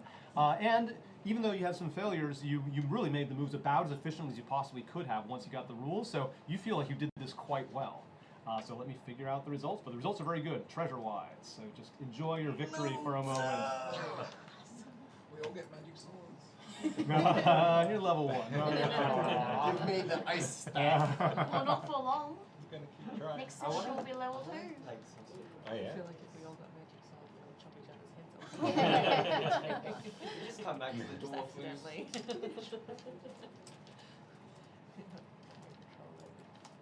We just come back at that thing like a chain dude, just like, what are you doing? All right. The iron golems all melt away as soon as this happens, so they're not going to be hassling you anymore. The chains are retracted from the treasure chests. The liquid is going to keep rising, but now the chests are floating on top. They've been sort of released. They're now floating on top of the liquid, and they're ready for you to grab. And the number of chests are related to how well you did, and you think you did quite well. Yep, that's right. Renish says, yes, you told the story of the end of the great struggle. After much chaos, in the end, order was restored and a Banfield prevailed. Enjoy some of the bounty of that victory. If you had told the story of another clan's temporary victory, only their treasures would have been unbound. He shakes his head dismissively, but that's not what you did. All right, this is going to be a hoard of treasure. The good news is you get a hoard, and that's a lot of fun, and involves a lot of rolling of dice. The bad news, we're going to do it in the next session. But just to give you a cliffhanger, what is in the chests? We're going to roll, there's treasures, random treasure chests. You get random magic items. You can get potions that obviously you guys need quite a bit of. You get quite a bit of gold, magic items that aren't immediately useful. You might be able to sell to a vendor, and you can start buying things. It's time to start looking through on D&D Beyond or in your books. Look at things that you can buy. There's no store here. Renish is not going to open up his trench coat and sell you things. But you have a feeling like eventually you'll probably find something to spend this. To spend this right? Exactly. Yes. Reality. Yeah. He remembers like, oh yeah. So go and tell. Go and tell them. Yeah. So, back out of the dungeon, the trapdoor, we went to the machines with the kobolds. That's right. The kobolds, and there is a different sort of kobold, and he is a vendor. Here's Dak's backpack. Wait, we met A Jack vendor. before. No, we met Nat. Yes, met he Nat sells before. Yes, He this is does Dak. steel trades. Steel deal. Steel deals. He does steel deals. You'll find out about steel deals if you visit the kobolds. You have some idea there. Yes. Okay, great. One last thing to consider, which I'll make a note for the next session. As these treasure chests are floating there, and you say like, okay, time to just play fair and divvy it up. Again, if you're the type of character that at any point in your life you've ever had the urge to steal, to kill, to fight each other, to fight other people, to take what's not rightfully yours, again, you just get that flicker of like it's the most sort of violent you felt. Now, if you're the kind of character that this would never cross your mind, this doesn't plague you. But if you're the kind of character that has that kind of past, this would be a great time to roleplay like, I'm tempted to I'm going to fight for more than what's my share. If one of you gets something nice, I will fight you. I'm going to break this down as a simple choice because they have two different feels. So the natural way you get a horde is that each of you roll and you're basically splitting up as you go, and then you can trade with each other. So you all get a share of treasure randomly, but then you can say, oh, I'll trade you this for this, I'll give you gold for that thing you've got or whatever else. So that's all very nice and friendly. However, there is a PvP option, player versus player option. D&D, I like D&D because it's a cooperative game. There's many player versus player games out there that you could be playing instead. You'd be playing Warhammer, which is a great game if you want to attack each other. So I generally don't encourage this, but if everybody is cool with it, and so no, we like to we like to test it out on each other. We like to actually maybe attack each other a bit.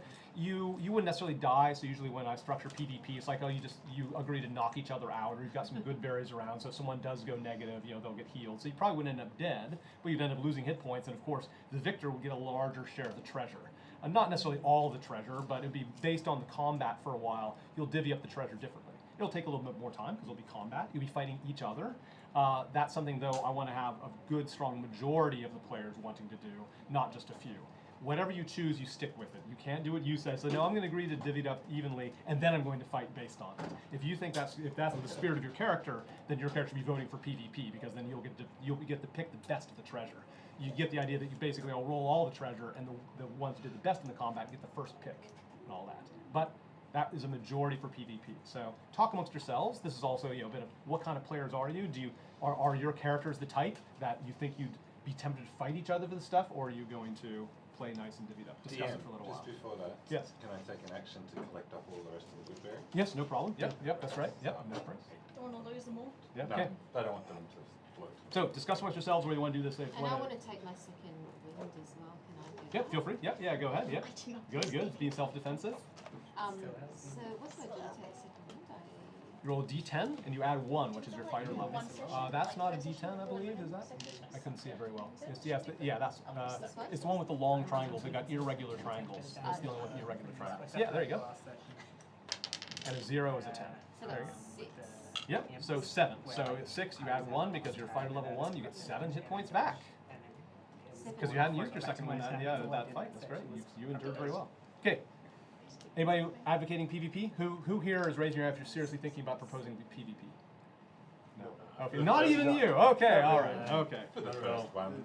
When you do that, Renish has been sort of looking at you. You know, like as the treasure is done, you all sort of like you have that look at each other, like what's going to happen next? It's sort of like that standoff in the street in the old westerns. And Renish is like looking at you eagerly, and you all say like, no, we'll split this up evenly. He's like, ugh. He just has this disgusted look on his face. This, yeah, standing up there. He didn't like it, but it's not for him to decide. It's still your treasure. So disappointing him is probably a good thing, you figure, if you're a good character. All right, we are going to move to resolution, which is the next one. Yeah, I forgot to tell you to change that slide. Maybe you had to change the slide, Liam. Thank you for that. So resolution, by the way, all of you in streaming land, you might notice that at patreon.com, we have rolling rogues as you can donate. Instead of you tapping your card every time, you can donate. If you donate $5, well, it's Aussie $7 a month, it helps cover our costs, but also you get access to the DM's commentary. So I have, so you get, and for donating anything, you get the player's commentary. So I do a video that talks about what I think the players all did. So you can sort of, hear people talk about that, those of you in Streamland. If you donate at least American 5, Australian $7 a month, then these little codes at the bottom of the slides actually are meaningful. I will eventually, once I get to a certain goal, release my materials, and some of these processes, if you ever want to DM yourself, I'll give away for free some of the process. Like, how do you do a danger puzzle? I have a sheet that sort of shows you how to do your own danger puzzle. This kind of thing interests you. Anyway, we are now going to resolution and deciding what the next session is going to be about. So give me a moment to do that. First of all, XP. You all get 100 XP, which means that you must be level 2. Yes. Your total is 350, I believe now? Yes. Very good. You have 350 XP. Level 2 is very exciting. One of the most exciting things you'll like is you get more hit points, thank God. So when you level up, you can go to D&D Beyond to do that, or you can follow the player's handbook. You have the option to roll your hit die to see how many hit points you do. Now, it's not for the faint of heart. So you can either automatically get half of your hit die plus 1 hit points back, plus your constitution bonus, which is a pretty good deal. So more than half, so basically better than average.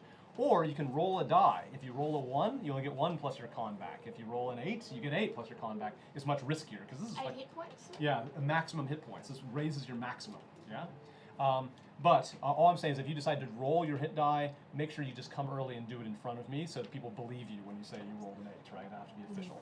I advise, basically, just do the default for D&D Beyond or in the player's handbook. It means you take your hit die, divide it by 2, and add 1. That's how many hit points you would get at a minimum. Then you add on your constitution bonus. That becomes a new maximum.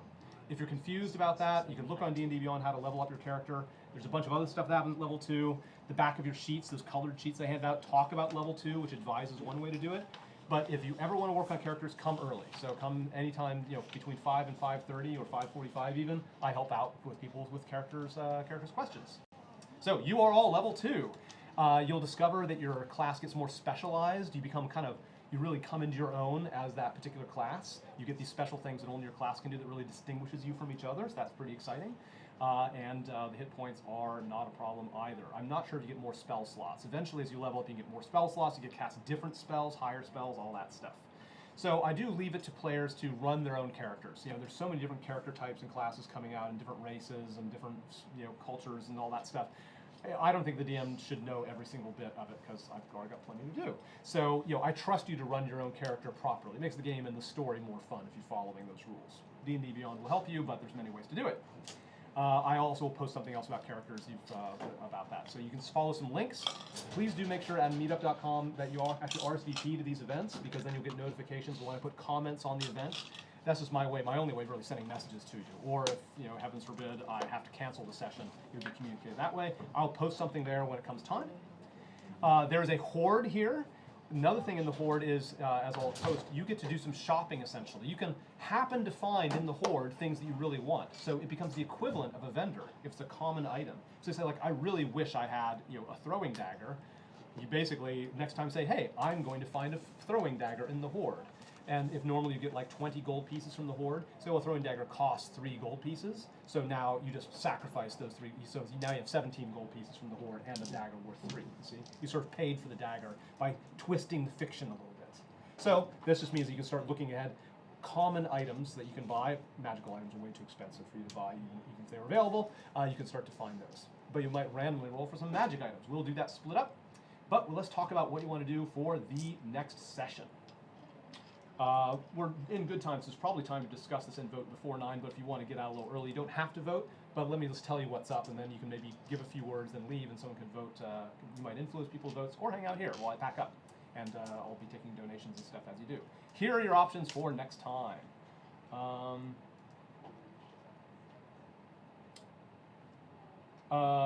As this happens, there's one thing that might steer things. So Renish, after he gets over his disgust that you're not going to fight over the treasure and trying to do it properly, he says, you know, chaos shards, some of you have them, I know, those little bits of metal.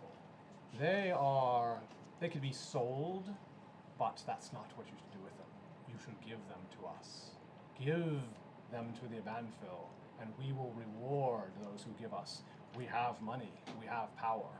We want the chaos shards. Do not let them fall into the hands of the kobolds.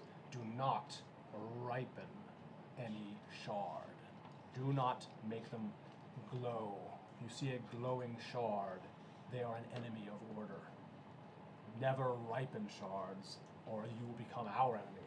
Give them to us, and we will reward you. Those chaos shards, you cannot do anything useful with them. We can do many useful things with them. But I have awesome bling. He says, those who have the burned eyes, do not let them fall into the hands of anybody who has those burns over their eyes. They do terrible things with shards that would disgust you if you knew what happened as a result of that kind of use. Do not give it to those people. With the silver visors, do not give it to them. Anyway, so, you're not sure? Okay, well, but these guys don't seem nice either, so whether you keep them for yourself or decide to give them, you think that you have an option to make money from any chaos shards that you find. Who here has a chaos shard that you had written down? Okay, So you have an I idea of had a those. chaos shard, but now I have a chaos shard on a chain. Yeah, chaos shard on a necklace, and you're not wearing it, but you understand it has something to do with like, oh, this is how you can ripen the shards. This is the kobolds gave it to you. So you're getting an idea of a bit of a struggle for chaos shards. Chaos shards seem to be quite important in this world, and there's 2 different groups that seem to like them for different reasons. Options for next time. So one is an option with you do a lot of investigation. Some people, some groups, and remember the majority will rule here. Some groups say, I've got so many mysteries, so many loose ends I want to tie up, I'm really curious about the world, or I've got things I want to figure out in my inventory, I've got followers I want to influence, I want to talk to that ghost, I want to make a deal with the devil. These are all bonus things. This is stuff that maybe the whole group would make the deal with the devil, not just you personally. You might explore the initiation room, that room up there that had all the chains. There's stuff you might want to delve into there. Find out more about the Benfils and Renish. You might talk to Torg, the ghost, as I said, and stuff like that. That's what I call an investigation, free-form investigation session. There's probably a little bits of combat, but it won't be very combat-heavy at all. A lot of lore, a lot of maybe role-playing with each other about why you're discovering things, using your stats to discover stuff. So that's one. So call that's option investigation. The next session will be mostly about investigation. You kind of have your run of the entire red dungeon. You've pretty much mastered this area. That's one. Number 2 is the silver, what I call the silver branch. You've been given this choice before. It's to go down to the kobolds. The Kobold Machine Shop, Myrrh, has some idea of what's there, so you can go and spill the beans on that once I'm done, while you're all voting. But the kobolds themselves, you get the idea that you want to figure out why the farm machinery is being brought there. Why is the machinery being disassembled by the kobolds? You saw that one of the kobolds had burned eyes over their face. So something about this ripening stuff, and Myrrh says, oh, I got this cool chaos shard on a chain. You're not showing to Rich, like, oh, come on. So that will be, you learn more about that. Also, the orrery is in there, that big bronze sort of planetary simulator that the torture was happening. You find out more about the orrery and all that stuff. That's number 2, called that the silver path. The third path you could choose is goblin raids. Get outside. You're tired of being under here. Maybe you want to have a little more combat, more of classic D&D, going over hill and dale, swinging over vines and bridges, and going overland, defending towns, following the goblins, fighting goblins, or joining the goblins. You can raid the towns with the goblins. It's up to you. It'll be a group vote. You want to go that way, but involving with, and also maybe why are the goblins being organized? So there's 3 basic choices. Again, I don't usually limit this much. Eventually you'll have more choices, and you can suggest a 4th crazy thing. For now, I'd suggest you stick to those because I want to get you through the basics of this world. But yeah, if you got a crazy 4th idea, I'll listen to it. So, investigation, the silver path, or the goblin path. Just discuss amongst yourselves what you want to do. I'll pack up a little bit. If you want to donate, please do. You can go to patreon.com instead of tapping on that. If you do, there you get the videos. If you donate at least $5, you can take away a chip. This room is $6 a person for me to rent. It's okay. It's totally okay for you not to donate, but you can see an online ledger. I'm spending money on that. I'm very happy to spend the money, so do not do it if it pinches you. If you donate a little bit more, you're covering someone else who can't quite afford it. So discuss amongst yourselves those options. Pack yourselves up. Donate as you like. Thank you in Streamland if you get cut off now.